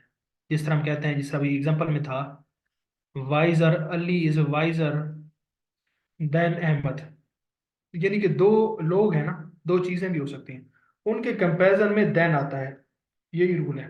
लेकिन कुछ ऐसे वर्ड्स हैं जिनके साथ ये देन नहीं आता बाय डिफॉल्ट, ठीक है, वो कंपैरेटिव एडजेक्टिव हैं लेकिन वहां पे देन नहीं आता। अब ये क्या, ये रूल्स हैं, मैं एग्जांपल देता हूँ जिसकी मैंने एग्जांपल दी थी। एक वर्ड है junior, he is junior than Ahmad, ऐसा नहीं होगा, देन नहीं होगा, जूनियर के साथ टू होगा। इसी तरह सीनियर के साथ टू होगा, इसी के साथ सुपीरियर के साथ टू होगा, इसी के साथ इंफीरियर के साथ टू होगा। अब ये क्या है, अब यहाँ पे वो टू नहीं आएगा। अब आप कहेंगे कि सर यहाँ पे क्यों नहीं है, तो इंग्लिश ग्रामर के अंदर कुछ ऐसी चीजें हैं जहाँ पे वो जिस तरह जो, क्योंकि हमारी लैंग्वेज तो है नहीं ना, उन्होंने जिस हिसाब से इस्तेमाल किया, तो बहुत से आपको ऐसे कंसेप्ट नजर आएंगे जहाँ पे आपको लॉजिक नजर नहीं आएगी। अहले ज़बान ने जैसे इस्तेमाल किया हम उनको फॉलो कर रहे हैं बस। हर चीज को आप उस कसौटी पे नहीं परख सकते, लेकिन 90% आप एक कंसेप्ट बिल्ड करेंगे और उस पे वो चीजें दुरुस्त होंगी। लेकिन कई ऐसी एस्पेक्ट होंगे जहाँ पे आपको लॉजिक नहीं मिलेगी। जिस तरह अक्सर बड़ा बेसिक सवाल पूछते हैं, कहते हैं कि बी यू टी बट होता है और पी यू टी पुट क्यों होता है। यहाँ पुट कह रहे हैं, यहाँ पे आप बट कह रहे हैं, यहाँ भी बुट कहें या यहाँ इसको पट कहें, तो ऐसे नहीं कह रहे। क्यों हम कह रहे हैं, अहले जबान ने ऐसे ही बोला है तो हम अहले जबान को फॉलो कर रहे हैं। ठीक हो गया, आपको ये क्लियर हो गया, junior to, senior to, superior to, किसने पूछा था ये सवाल, जिसने पूछा था उसको क्लियर हो गया ये। ठीक हो गया। अब नेक्स्ट इसका एक जो हमारा छोटा टॉपिक है वो थोड़ा समझो लेंथियर टॉपिक है इसका। वो अपने अंदर एक जहान है वो पार्ट्स ऑफ स्पीच का हिस्सा, लेकिन अपने अंदर एक जहान है, वो है हमारा प्रेपोजिशन। उसको हम जी प्रेपोजिशन, आप राइट पहुंचे हैं, हम प्रेपोजिशन करते हैं और इसके साथ हमारी आज की जो पार्ट्स ऑफ स्पीच है वो मुकम्मल हो जाएगी। करते हैं जी हम प्रेपोजिशन को। प्रेपोजिशन क्या होती है जी, तो हमारा ये 8वीं जो पार्ट ऑफ स्पीच है प्रेपोजिशन। अभी तक हमने 7 प्रेपोजिशन डिटेल से कर लिए हैं, जिसमें शुरू में नाउन, उसकी types, pronoun types, adjective, adverb, उसके बाद कंजंक्शन, इंटरजेक्शन, ये सारे हम पढ़ चुके हैं। अब है प्रेपोजिशन। अब प्रेपोजिशन क्या होती है, प्रेपोजिशन ये होती है कि आपके सेंटेंस के अंदर जो नाउन होता है और प्रोनाउन होता है। अब तो आप समझ चुके हैं कि नाउन क्या है, प्रोनाउन क्या है। नाउन और प्रोनाउन का आपका जो सेंटेंस है उसके डिफरेंट जो पार्ट्स हैं उनके साथ, और डिफरेंट पार्ट्स का आपस में जो लिंक होता है, या उनका आपस में जो उसको स्ट्रक्चर को बिल्ड करने के लिए जो कुछ वर्ड्स इस्तेमाल किए जाते हैं, उनको हम प्रेपोजिशन कहते हैं। इसकी पेट किस्म की डेफिनेशन आपको मिल जाएगी, लेकिन मैं आपको इसका लेमैन कंसेप्ट बता रहा हूँ ताकि समझने में आपको आसानी हो। नाउन प्रोनाउन को आपके सेंटेंस के साथ जोड़ने के लिए और आपके सेंटेंस के डिफरेंट पार्ट्स को आपस में जोड़ने के लिए, उनकी लोकेशन के हवाले से हो सकता है, उनकी फ्रीक्वेंसी के हवाले से हो सकता है, उनकी प्लेसमेंट के हवाले से हो सकता है, जोड़ने के लिए जो कुछ वर्ड्स होते हैं उनको हम प्रेपोजिशन कहते हैं। आप कह सकते हैं इनका अपना कोई खातिर खा मानी नहीं होता। अगर आप देखें ना, इनका अपना खातिर खा मानी बहुत कम आपको मिलता है, लेकिन ये सेंस जब तब मिलता है जब आप ये एक सेंटेंस के अंदर होते हैं।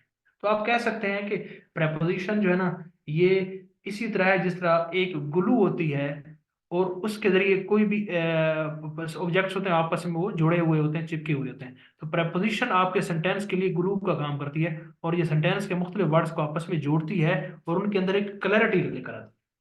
इसकी एग्जांपल मैं आपको देता हूँ, जैसा कि आपने सेंटेंसेस के अंदर पढ़ रखा होगा इस तरह के वर्ड्स, एट पढ़ रखा होगा, इन पढ़ रखा होगा, ऑन पढ़ रखा होगा, ओवर पढ़ रखा होगा, ठीक है, अक्रॉस पढ़ रखा होगा, बट पढ़ रखा होगा, ठीक है। और ये इस तरह के आपने बहुत सारे जो है ना वर्ड्स आपने पढ़ रखे होंगे। तो ये सारे के सारे क्या होते हैं, प्रेपोजिशन है। अब इनका अलग अलग मफहूम है, इनका क्या काम है, पहले तो हम इसका जेनेरिक इनका मतलब देख लेंगे, फिर इसको हम डिफरेंट जगह पे अप्लाई करने की कोशिश करेंगे। अब जो प्रेपोजिशन है ना, इसकी बुनियादी तौर पे दो एस्पेक्ट हैं। एक प्रेपोजिशन ये है जो कि आपकी अंडरस्टैंडिंग से ताल्लुक रखता है, यानी आप इसमें बहुत सारी ऐसी चीजें देखेंगे कि जिसको अगर आपने अंडरस्टैंड कर लिया ना, तो आप सेंटेंस की अंडरस्टैंडिंग की बेस पे आप उसकी प्रेपोजिशन को लगा लेंगे।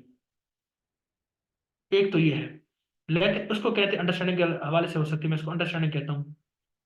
और कुछ ऐसी प्रेपोजिशन होगी जिनका ताल्लुक अंडरस्टैंडिंग से नहीं होगा, जिनका ताल्लुक होगा क्रैमिंग से। और वो आप क्रैमिंग से आपको पता चलेगा कि इसके साथ इस वर्ब के साथ क्या प्रेपोजिशन आनी है, उसको हम कहते हैं फिक्स्ड प्रेपोजिशन। फिक्स प्रेपोजिशन ये होती है कि कुछ वर्ब ऐसे हैं ना, वो एक खास प्रेपोजिशन को लाजमी टेक करते हैं, तो वो फिक्स प्रेपोजिशन है। अब उसके अंदर लॉजिक नहीं होती, बहुत सारे फिक्स, उसको फिक्स प्रेपोजिशन कहते हैं। तो वो क्राइमिंग से ज्यादा ताल्लुक रखते हैं और इसका काफी सारा पार्ट जो है ना वो कंसेप्ट से रिलेटेड है कि वो उस सेंटेंस की नोयत और प्लेसमेंट, लोकेशन, इसके हवाले से उसको हम देखते हैं वो आपका अंडरस्टैंडिंग से रिलेटेड है, उसको वो अंडरस्टैंडिंग वाली है। जैसे मैं एग्जांपल देता हूँ, एक वर्ड होता है ऑन। अब ऑन क्या है? ऑन उर्दू में आप कहते हैं ऊपर। मिसाल के तौर पर ये कोई बॉक्स पड़ा हुआ है, इस बॉक्स के अंदर मैं यहाँ पे बॉल रखी है, अब इसकी सरफेस और इसकी सरफेस आपस में टच हो रही है, तो ये हम कहूंगा ball is on the table. अब ये ऑन इसके ऊपर है, सरफेस टच हो रही है।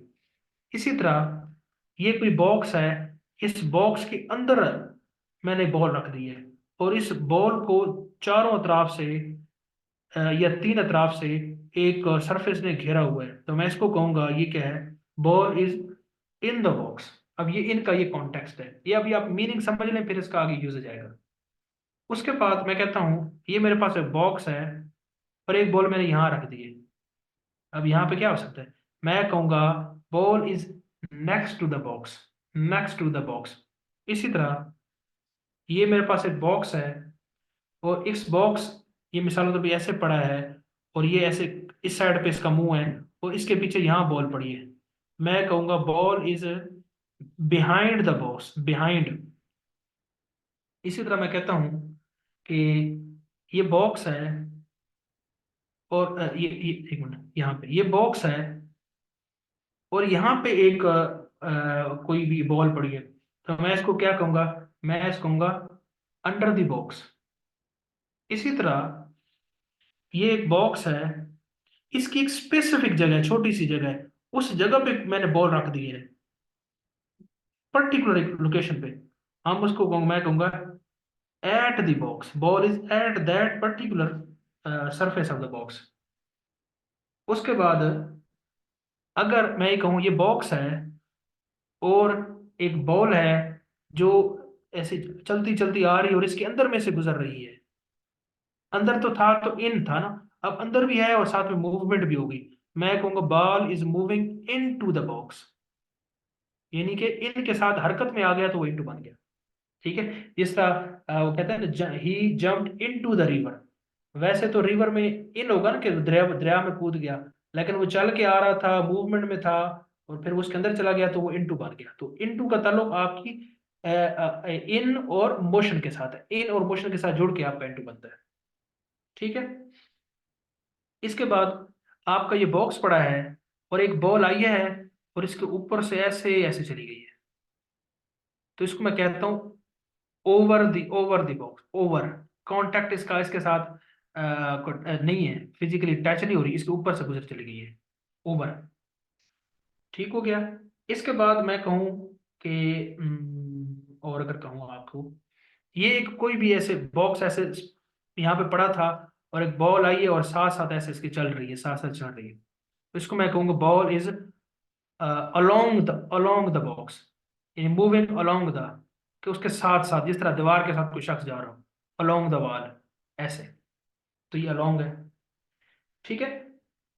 उसके बाद एक होता है, मिसाल के तौर पे एक ब्रिज है, ठीक है, उसका एक किनारा यहाँ पे, किनारा यहाँ पे है, तो उसके लिए टर्म यूज होती है अक्रॉस।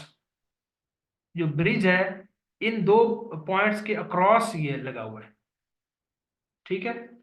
तो ये कुछ आपको इस तरह के मैंने आपको वर्ड बताए हैं, तो ये तो हैं आपको इसका अंडरस्टैंडिंग के हवाले से ताल्लुक है कि इन क्या है, ऑन टू क्या है, ओवर क्या है, ये तो आपने समझ लिया। क्या आपको बताया शुरू शुरू में? ऐड पता चल गया, ओन पता चल गया, इनटू पता चल गया, इन पता चल गया, इन फ्रंट ऑफ पता चल गया, बिहाइंड पता चल गया। ठीक है।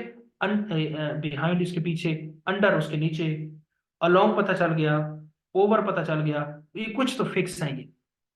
ठीक है, ये तो आपको बुनियादी कंसेप्ट के साथ समझ में आ गया। अब इनके अंदर मजीद वेरिएशन आती है। मजीद वेरिएशन कैसे कैसे आती है? अब प्रेपोजिशंस को हम मजीद कैटेगराइज करते हैं। ये तो आपको लेमैन की समझ में आ गई, जो बच्चों को सिखाते हैं कि अच्छा ये ओवर का मतलब ये होता है, ऑन का मतलब ये तो आपको समझ में आ गई। अब फिर जो मोटी मोटी कैटेगरीज है ना प्रेपोजिशन की, जो पेपर के हवाले से बड़ी इंपॉर्टेंट है, वो है preposition of time. Preposition of time. Time के हवाले से प्रेपोजिशन को तीन कैटेगरीज में डिफाइन करते हैं। कुछ टाइम की ऐसे स्लॉट्स होते हैं जहां पे आप ऑन की प्रेपोजिशन लगाते हैं। कुछ टाइम की ऐसी प्लेसेस होती हैं जहां पे आप एट लगाते हैं। कुछ जगह पे आप इन लगाते हैं। ये प्रेपोजिशन ऑफ टाइम की बात कर रहा हूं। आपने एट उस जगह पे लगाना है टाइम के अंदर जब आपका बिल्कुल स्पेसिफिक कोई टाइम है, बिल्कुल स्पेसिफिक। जैसा कि मैं कहूँ class would be at 9:10 PM। अब एक स्पेसिफिक पॉइंट को मैंने डायरेक्ट किया तो यहाँ पे क्या आ गया, एट आ गया। एट स्पेसिफिक अगर कोई टाइम के अंदर लोकेशन हो तो उस वक्त उस जगह पे एट इस्तेमाल किया जाता है। तो इसी तरह आपका जो सुबह होती है, डॉन जिसको हम कहते हैं, डॉन टू डस्क, ठीक है, उसके लिए भी एट का इस्तेमाल होता है। उसके बाद ब्रेकफास्ट के लिए भी हम कहते हैं at breakfast, we shall meet at breakfast. इसी तरह डिनर, डिनर के लिए भी एट का इस्तेमाल होता है। सनसेट के लिए भी एट का इस्तेमाल होता है। अब आप कहेंगे कि सर ये स्पेसिफिक है या नहीं है, तो ये मैं यहाँ पे आपको कन्वे नहीं कर पाऊंगा कि ये स्पेसिफिक है या नहीं है, लेकिन अहल ज़बान इनको ऐसे ही यूज़ किया है। तो ये मैं आपको मोस्ट इंपॉर्टेंट बता रहा हूँ जो पेपर में आता है, तो इनको आपने बस इसको याद करना, यही हो सकता है ना। किसी जगह पे आपका प्रेपोजिशन में कंसेप्ट काम करेगा, किसी जगह काम नहीं करेगा। प्रेपोजिशन सबसे मुश्किल भी है, ट्रिकी भी है, इसके अंदर वो 100% करेक्ट नहीं होती। तो ऐड का तो ये कंसेप्ट है, आपको इतना पता होना चाहिए कि स्पेसिफिक के लिए होता है। फिर कुछ जगह पे आप स्पेसिफिक भी होगा, वहां पे ऑन भी होगा, ऐसे भी होंगे, एक्सेप्शंस भी होते रहेंगे इसमें।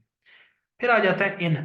इन आमतौर पे ना ऐसी चीज के लिए इस्तेमाल होता है कि आमतौर पे ना एक बड़ी सी लोकेशन हो या बड़ा सा कुछ हो, और उसमें से अगर कोई चीज पड़ी हो ना, हम उसके लिए इन इस्तेमाल करते हैं। यानी कि किसी भी चीज को तीनों चारों अतराफ से किसी ने घेरा हुआ हो, या एक बड़े स्पैन में अगर कोई चीज पड़ी हो तो हम उसको इन के फॉर्म में देखते हैं।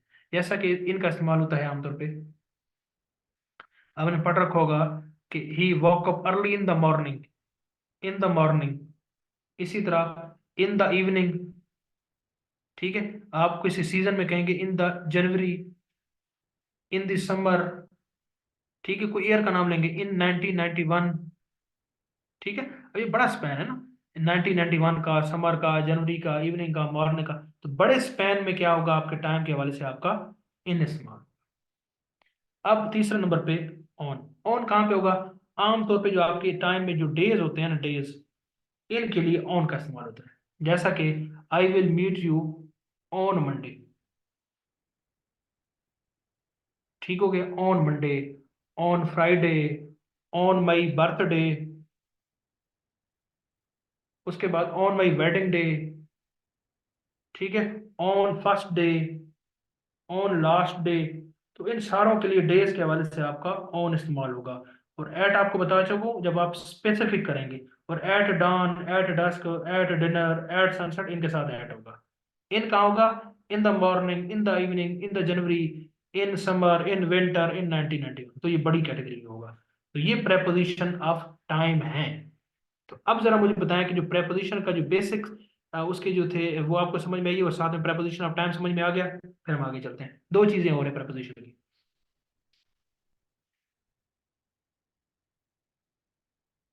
एट नाइट, हाँ जी, एट नाइट, बिल्कुल। अब देखें ना, एट नाइट होगा, हालांकि वो भी इन द नाइट होना चाहिए ना, नहीं एट नाइट होता है मेरे ख्याल से। अब यहाँ पे आप कहेंगे कि सर आप यहाँ पे इनकी लिखा, तो ये वही बात है, जिस तरह उन्होंने लिख दिया, ये बोला, हम उसको फॉलो कर रहे हैं, ठीक है ना। अब यही तो फर्क है ना, इन द मॉर्निंग है, इन द इवनिंग है, और एट नाइट है। लेकिन नाइट भी तो कोई वो नहीं है ना। लेकिन ये कोई ना, ये उसको समझ लें कि कुछ आपको समझ में आ जाएगी, और कुछ जो है ना रटना पड़ेगा, और कोई इसमें सादा को कहानी नहीं है।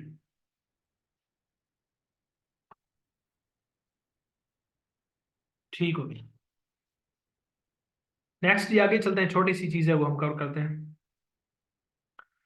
अक्रॉस देखें ना, अक्रॉस का बता देता हूँ आपको, अभी आपसे ये यही हुआ।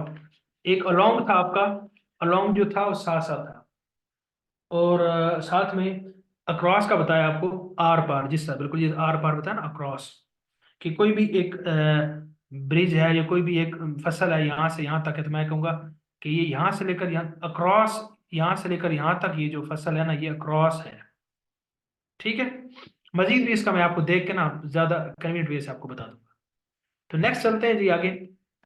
प्रेपोजिशन ऑफ टाइम तो हो गया, इसी से मिलता जुलता है जी हमारा प्रेपोजिशन ऑफ प्लेस। हाँ जी, क्रॉस द रिवर जिस एग्जांपल दिया। प्रेपोजिशन ऑफ प्लेस, अब ये भी उसी से मिलता जुलता ही है। ये क्या है जी, प्रेपोजिशन ऑफ प्लेस, ये प्लेस के हवाले से। इसमें भी ऑन होगा, एट होगा, इन होगा। वही बात, इन कहाँ पे होगा? जहाँ पे कोई बड़ी सी जगह होगी, और वहां पे अगर आप प्लेस में देखेंगे तो वो आप इन कहेंगे। मिसाल के तौर पे आप कहेंगे उसने कोई भी की है ना वो बॉक्स में रखी, तो बॉक्स बहुत बड़ा था ना, तो उसके अंदर कहीं छोटी सी जगह पे रखी, इन द बॉक्स। ठीक है ना? He lives in London, London बहुत बड़ा शहर है, ठीक है, और उसके अंदर रहता है, यानी बहुत बड़ी स्पेस है और छोटी सी जगह पे वो रह रहा है, तो हम कहेंगे इन लंदन, इन दरिया खान, इन बखर, इन पाकिस्तान, सारों पे इन होगा। ठीक है, इसी तरह इन द कार, ठीक है, इन द बुक, बुक के अंदर।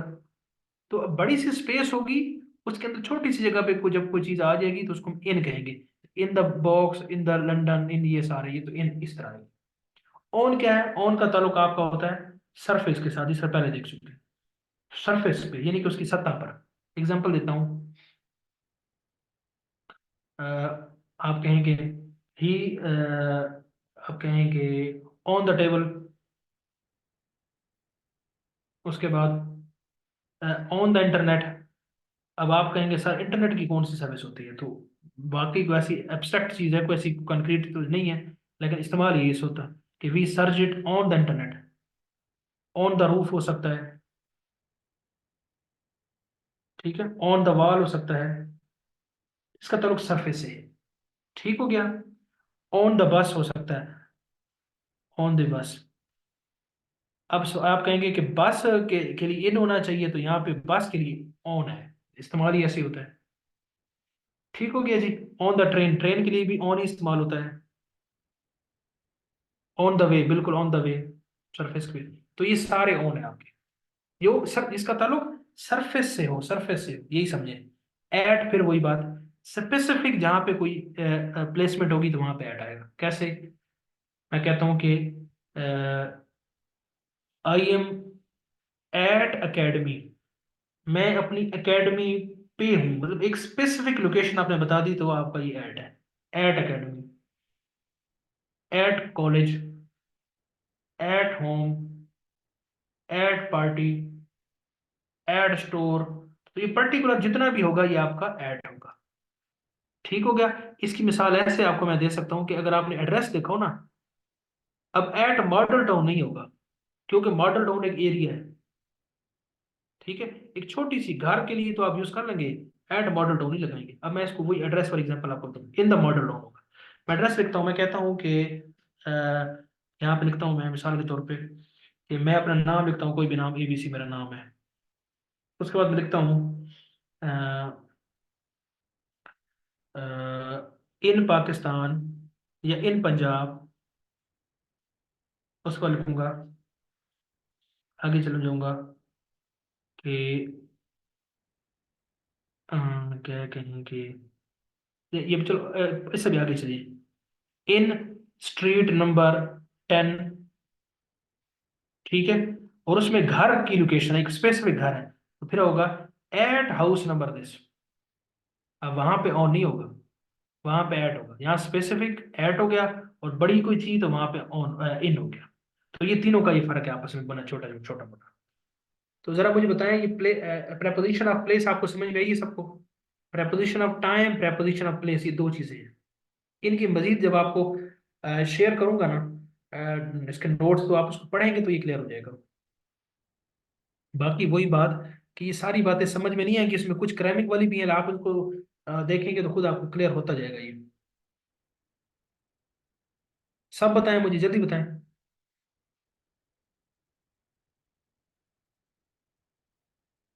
सो तो नहीं गए सारे?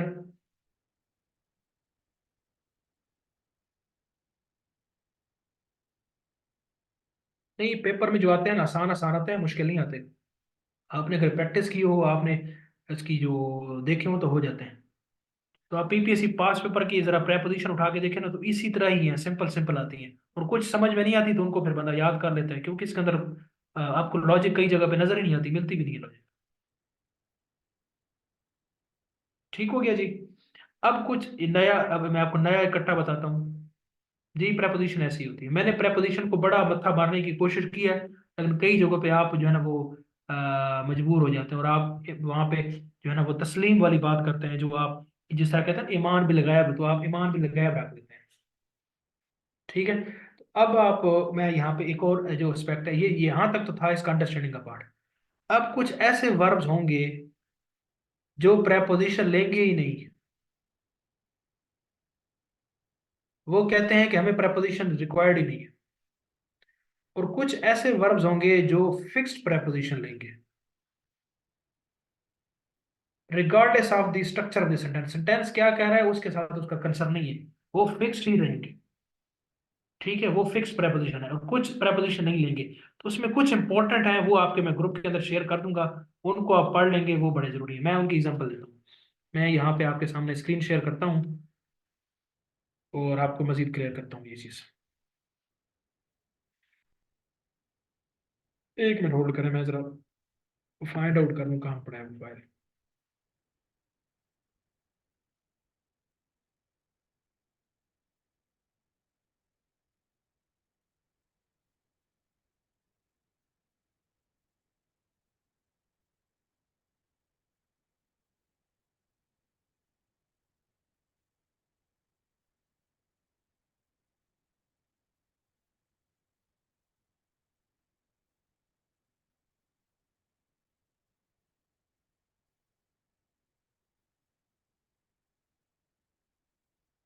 जी मैं ये आपको ना स्क्रीन शेयर करता हूँ।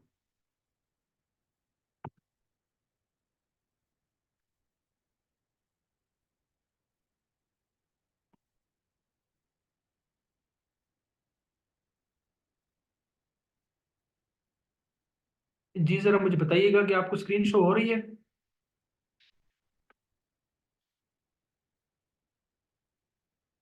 ठीक हो गया, ठीक हो गया। अब यहाँ पे ये लिखा हुआ है एक्सप्रेशन विदाउट प्रेपोजिशन।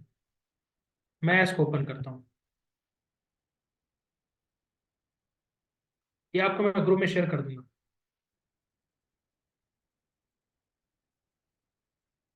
अब आपको स्क्रीन शो हो रही है सबको, ये जो डॉक्यूमेंट आपके सामने ओपन हुआ है ये नजर आ रहा है आपको?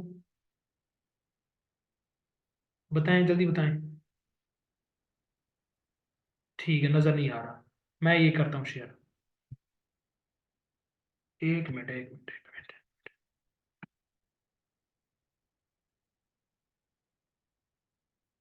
हाँ जी, अब बताइएगा, अब आपको ये डॉक्यूमेंट सामने आ रहा है नजर? अच्छा, अब जरा देखिए इस डॉक्यूमेंट को, ऊपर ऊपर से देखिए। Some common expression are used without preposition. कुछ ऐसे एक्सप्रेशन है जो प्रेपोजिशन के बगैर इस्तेमाल होते हैं। Verbs without prepositions. Some verbs are normally followed by direct objects without prepositions. Examples are enter, discuss, marry, lack, resemble, approach. ये बड़े frequently used verbs हैं, इनके साथ कोई preposition नहीं। जरा देखें, we entered the compound, we entered into the compound, गलत है ये। enter के बाद कोई preposition नहीं आती। we entered the compound। आगे देखें, लेट्स डिस्कस योर प्लान। हम कहते हैं let's discuss about the plan, नहीं, डिस्कस के बाद कोई प्रेपोजिशन नहीं आती। She lakhs tact, she lakhs in tact नहीं, शी लैक्स, लैक के बाद कोई नहीं आएगा। The baby resembles her it's mother, resemble के बाद कोई भी प्रपोजिशन नहीं आएगी। हम कहते हैं ना the baby resembles to her mother, हमें तो ये लगता है कि ये वाला होगा, लेकिन रिजेंबल के बाद नहीं आता। इसी तरह ये तो आपको क्लियर होगी बात। ये चार पांच है, ये बड़े इंपॉर्टेंट है, हर पेपर में इसमें से कोई ना कोई आया होता है। आगे क्या है, a number of expression of time beginning next last this that one every each some any are used. ये जितने भी है ना, लास्ट दिस दैट, इनके साथ कोई प्रपोजिशन नहीं थी। जरा नीचे देखें, सी यू नेक्स्ट संडे, हम आम तो भी यूज भी करते हैं, लिखते भी हैं। ठीक है, सी यू ऑन नेक्स्ट संडे, यानी ऑन नहीं लिख सकते आप, नेक्स्ट के साथ कोई प्रपोजिशन नहीं आएगी। I will forget meeting, forget meeting that evening, तो दैट यहाँ पे लिखा हुआ है ना, I will never forget meeting him. आगे ये जो दैट आया, तो ये दैट इवनिंग, ये उसके क्या इसने मिस किया, I will never forget meeting meeting him in that meeting. हाँ जी, इन, अब इन नहीं आया, यहाँ पे इन नहीं आया, हिम इन दैट मीटिंग आ गया। बसेस लीव एवरी 10 मिनट्स, बस लीव इन एवरी में, हम हर 10 मिनट में गाड़ी निकलती है, इन नहीं आएगा। तो ये 10 मिनट्स के साथ कोई प्रेपोजिशन नहीं है। तो ये आपके सामने काफी सारे एग्जांपल्स हैं, मैं आपको शेयर कर दूंगा, ये आप देख लीजिए। उसके बाद ये है, अब ये ऐसी प्रेपोजिशन है जो आपकी प्रेपोजिशन वर्ब लेते ही नहीं है, तो अब इसके अंदर कोई लॉजिक नहीं है। ठीक है। तो ये है आपका अंधाधुंध रटा। वो आप इसमें से कुछ मशहूर वर्ड्स हैं, इनको आप याद कर लेंगे, कोई मसला नहीं है। 8-10 वर्ड्स याद करने में को हर्ज है। क्लियर होगी सबको ये बात? वर्ड्स विदाउट प्रेपोजिशंस, ये बहुत ज्यादा इस्तेमाल होते हैं वर्ड्स। अक्सर ये रिजेंबल वाला तो पीपीसी वाला हर पेपर में पूछता है सवाल, कि वो जो बच्चा है वो अपनी माँ से रिजेंबल करता है, विद सारे उसमें लगाते हैं, with her mother, with her mother, लेकिन विद तो आता ही नहीं है, वो तो किसी के साथ उसके साथ आता ही नहीं है। ठीक हो गया, सबको क्लियर हो गया ये? अभी एक और बात, ये तो आपने करना ही है, आपको मैं बताता हूँ। उसके बाद एक और चीज है जो यहाँ बताने वाली है, वो है आपका फिक्स्ड प्रेपोजिशंस। मैं यहाँ पे ओपन करता हूँ।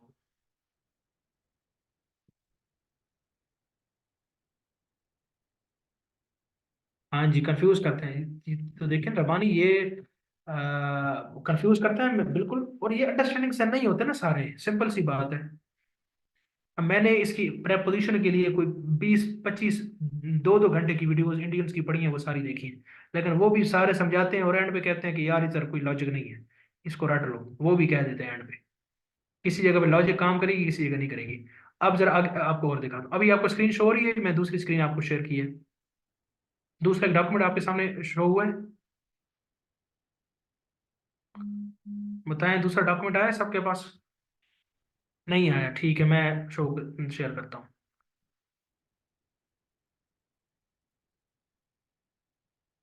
अब जरा देख के बताएं, जल्दी जल्दी बताएं।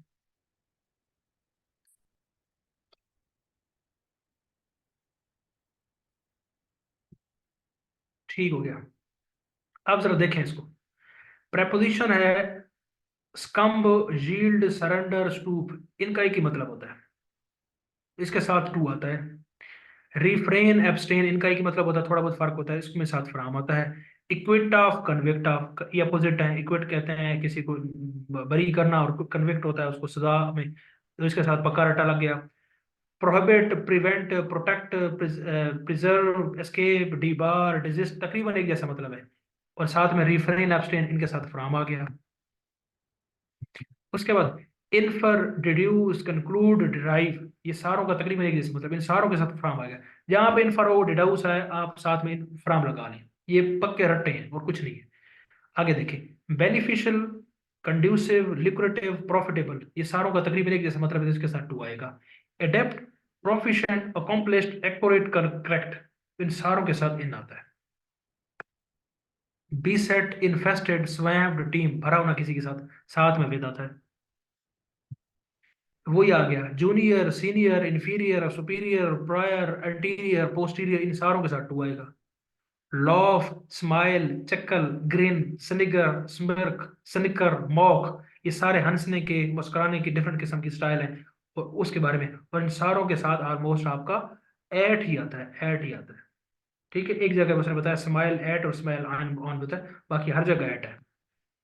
आगे देखे जी, harmful, detrimental, pernicious, injurious, baneful, disastrous, सारों का एक जैसा मतलब है, खतरनाक, हानिकारक, सारों के साथ टू आता है। लुक, सी, ग्लेयर, स्टेयर, गेज, ग्लैंस, आई, परसू, तो ये सारा क्या देखना, उस सारों के बारे में, एक पर्टिकुलर चीज को आप देखते हैं तो एट। तो ये है आपके सारे, ये मैं आप डॉक्यूमेंट शेयर कर दूंगा, तो ये आप पढ़ लेंगे। इनमें से भी काफी सारे पीपी से इसी डॉक्यूमेंट में से उठाए होते हैं। ठीक है, ये आपको क्लियर हो गया। उसके बाद एक और चीज देखते हैं। उसके बाद हाँ, ये मेरे पास ना एक डॉक्यूमेंट है, ये मैं आपको ये भी ग्रुप के अंदर शेयर कर दूंगा। ये किसी गाल पाना में चेक कर लूँ, हाँ वही है ये। एक यहाँ पे मैं शेयर करता हूँ, एक मिनट।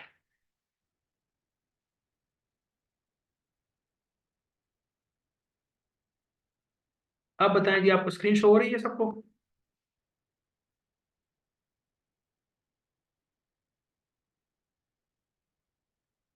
ठीक हो गया।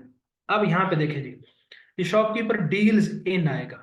ही dealt very dishonesty with me, He repented for his conduct. He was false. The boys was absent from. Congratulated me on. He is blind in an eye. ही आप देख रहे हैं ब्लाइंड इन किसी एक आंख से होता है इसको ब्लाइंड इन कहते हैं. The father is blind. ठीक है ये ओवर आई ऑन आता है. ठीक है. The thieves broke into the shop. तो किसी के नकब लगाना किसी दुकान के अंदर घुस जाना वो ब्रेक आउट होता है. ठीक है ब्रेक इन ब्रेक आउट होता है. तो ये ब्रेक आउट है. अब इसके आगे चलते हैं. After my father death my uncle brought me up. परवरिश करना ब्रॉट मी अप होता है. The rains have set in. ठीक है. The light went out. The school breaks आगे पता नहीं क्या आता है. He got. The child takes. अब पता नहीं क्या. He was turned on. Nehru was very fond of. Bihar is very rich in. The president conferred the title of Bharat Ratna to. He is well versed in. He has no taste for. You should not encroach on. He is guilty of. I was born at Jaipur in India. ये वो देखना eight और इन वाली बात यहाँ पे आ गई. Call me. Call on me. उसके बाद perfect confidence should exist. With आता है इन आता है पता नहीं में से. The young ones are fed up होता है. I can not agree with you on this point. He drinks. He is leader to be proud of होता है. He lives to his means. The old man passed away. ठीक है. अब ये जितनी भी बातें हैं मैं ये पूरा एक डॉक्यूमेंट है इसके अंदर कितने हैं ये बहुत इंपॉर्टेंट है ये आपको सारे करने चाहिए. अब मुझे जरा ये बताएं ये जो मैं आपको इनके सामने आंसर पढ़ रहा था तो मुझे कैसे पता चल रहा था कि इनका आंसर ये है जरा ये जरा मुझे बता दें. ये मैं पढ़ते जा रहा था तो खुद मेरे मुंह से उसके आंसर भी निकलते जा रहे थे. कैसे मुझे पता चल रहा. आप बताएं जरा जल्दी करें. कैसे मुझे पता चल रहा था कि इसके आगे ये आता है. खुद ब खुद दहशत फील हो रही थी. हाँ जी. यही तो आपको कहना चाह रहा हूँ पक्का रट्टा. तो इसमें आपने इसी तरह रट्टा लगाना है. मैंने रट्टा लगाया था ये 324 अभी मुझे कुछ ना कुछ भूल गए हैं. तो ये 324 है. इसकी मैं वो चेक करता हूँ कौन सी वीडियो है. उस वीडियो के अंदर इसका सोल्यूशन भी मौजूद है और पूरी वीडियो वो एक्सप्लेन भी करता है. ठीक है. तो इन 324 को आप कर लें कुछ और रटे कर लें और कंसेप्ट कर लें. यकीन करें आपका प्रेपोजिशन में कोई भी सवाल होगा आपका कोई भी गलत नहीं होगा. पीपीसी वाला आपको जिधर से भी दे देगा आप कर लेंगे.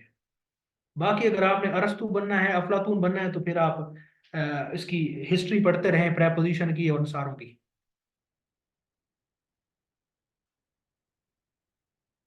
क्लियर होगी आपको प्रेपोजिशन. प्रेपोजिशन को ऐसे स्मार्ट वर्क भी करना है और डंगी वर्क भी करना है तब जाके ये होगी. अब ये 324 उस वक्त जब मैंने तैयार किए थे तो मुझे सारे याद थे. और मैं बैठ के ऐसे शुरू हो जाता था कैसे पहले में ये मुझे तो ये भी याद हो गया था पहले में ऐसे है दूसरा है तीसरा चौथा ऐसे है.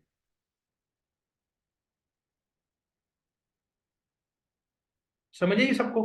तो ये प्रेपोजिशन ये कुछ है. तो प्रेपोजिशन हमारी कंक्लूड हुई इसके जो रेलेवेंट. हाँ ये ट्रिकी है बिल्कुल ट्रिकी है और थोड़ा मुश्किल भी है. और इसमें आप हर चीज़ समझ नहीं सकते ना इसमें आप कुछ समझने वाली चीज़ें हैं वो हमने समझ ली हैं. तो इसके साथ हमारा प्रेपोजिशन खत्म हुआ और हमारे पार्ट्स ऑफ स्पीच भी आज समाप्त हुए. तो पार्ट्स ऑफ स्पीच से रिलेवेंट पहले डाटा भेज चुका हूँ. कुछ आज शेयर कर दूंगा. कल इंशाल्लाह ये जो कमिंग 2 दिन है इनमें जो हमारे रिमेनिंग अंडरस्टैंडिंग वाले कुछ हिस्से हैं वो हम उनको कवर अप कर लेंगे.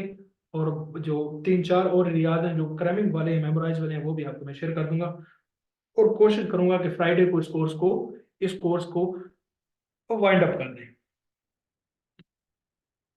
ठीक हो गया जी. सबको ये बात क्लियर हो गई है ये नहीं क्लियर हुई.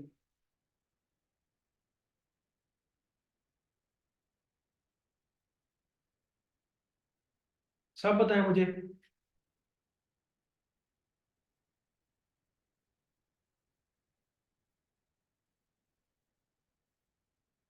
छुट्टी का मैंने ये बताया कि आपकी कल क्लास होगी फ्राइडे को क्लास होगी. फ्राइडे के बाद सैटरडे संडे हमारा वैसा ऑफ होता है. अगला जो वीक है वो ईद वाला वीक है तो ईद वाले वीक आपकी छुट्टी है. तो मतलब आपकी फ्राइडे को हमारी क्लास जो होगी जो आज 3 है 4 5 अप्रैल को जो क्लास होगी वो लास्ट क्लास होगी. उसके बाद हम ईद के बाद मिलेंगे. किसको. ईद के बाद जो मंडे आता है ना उसकी क्या डेट बनती है. डेट आप उसकी देख लो अगले 15 बनती है. तो वो 15 तारीख को हम मिलेंगे. हाँ 15 तारीख को बिल्कुल 15 तारीख को मिलेंगे. तो कल और परसों की क्लास आप लें.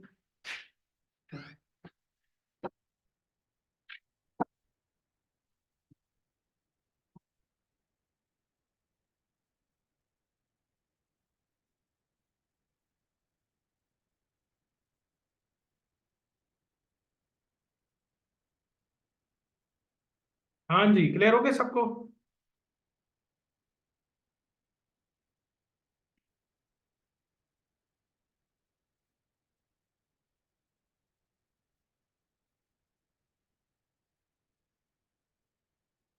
ठीक हो गया।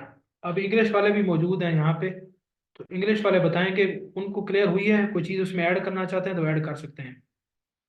बाकी मुझे जो माड़ी मोटी अंग्रेजी आती है तो मैंने आपको वही सिखानी है ना। आप जो अंग्रेजी में जिन्होंने एमए किया, हम उनके बराबर तो नहीं हो सकते।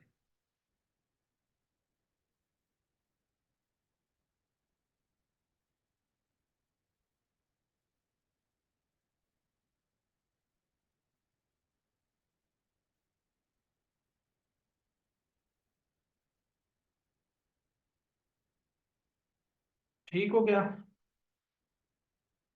किधर है शहर, किधर है?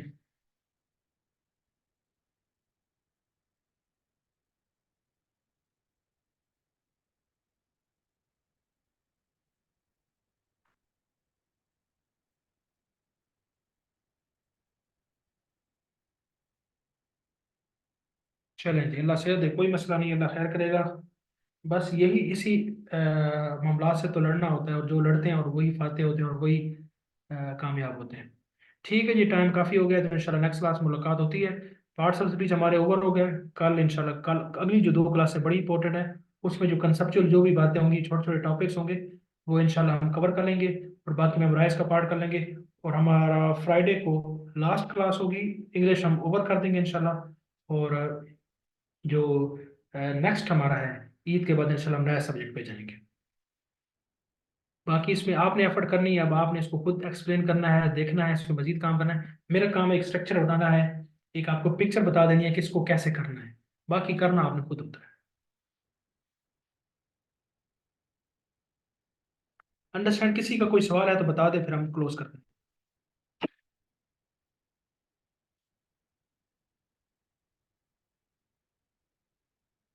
ठीक हो गया, ठीक हो गया।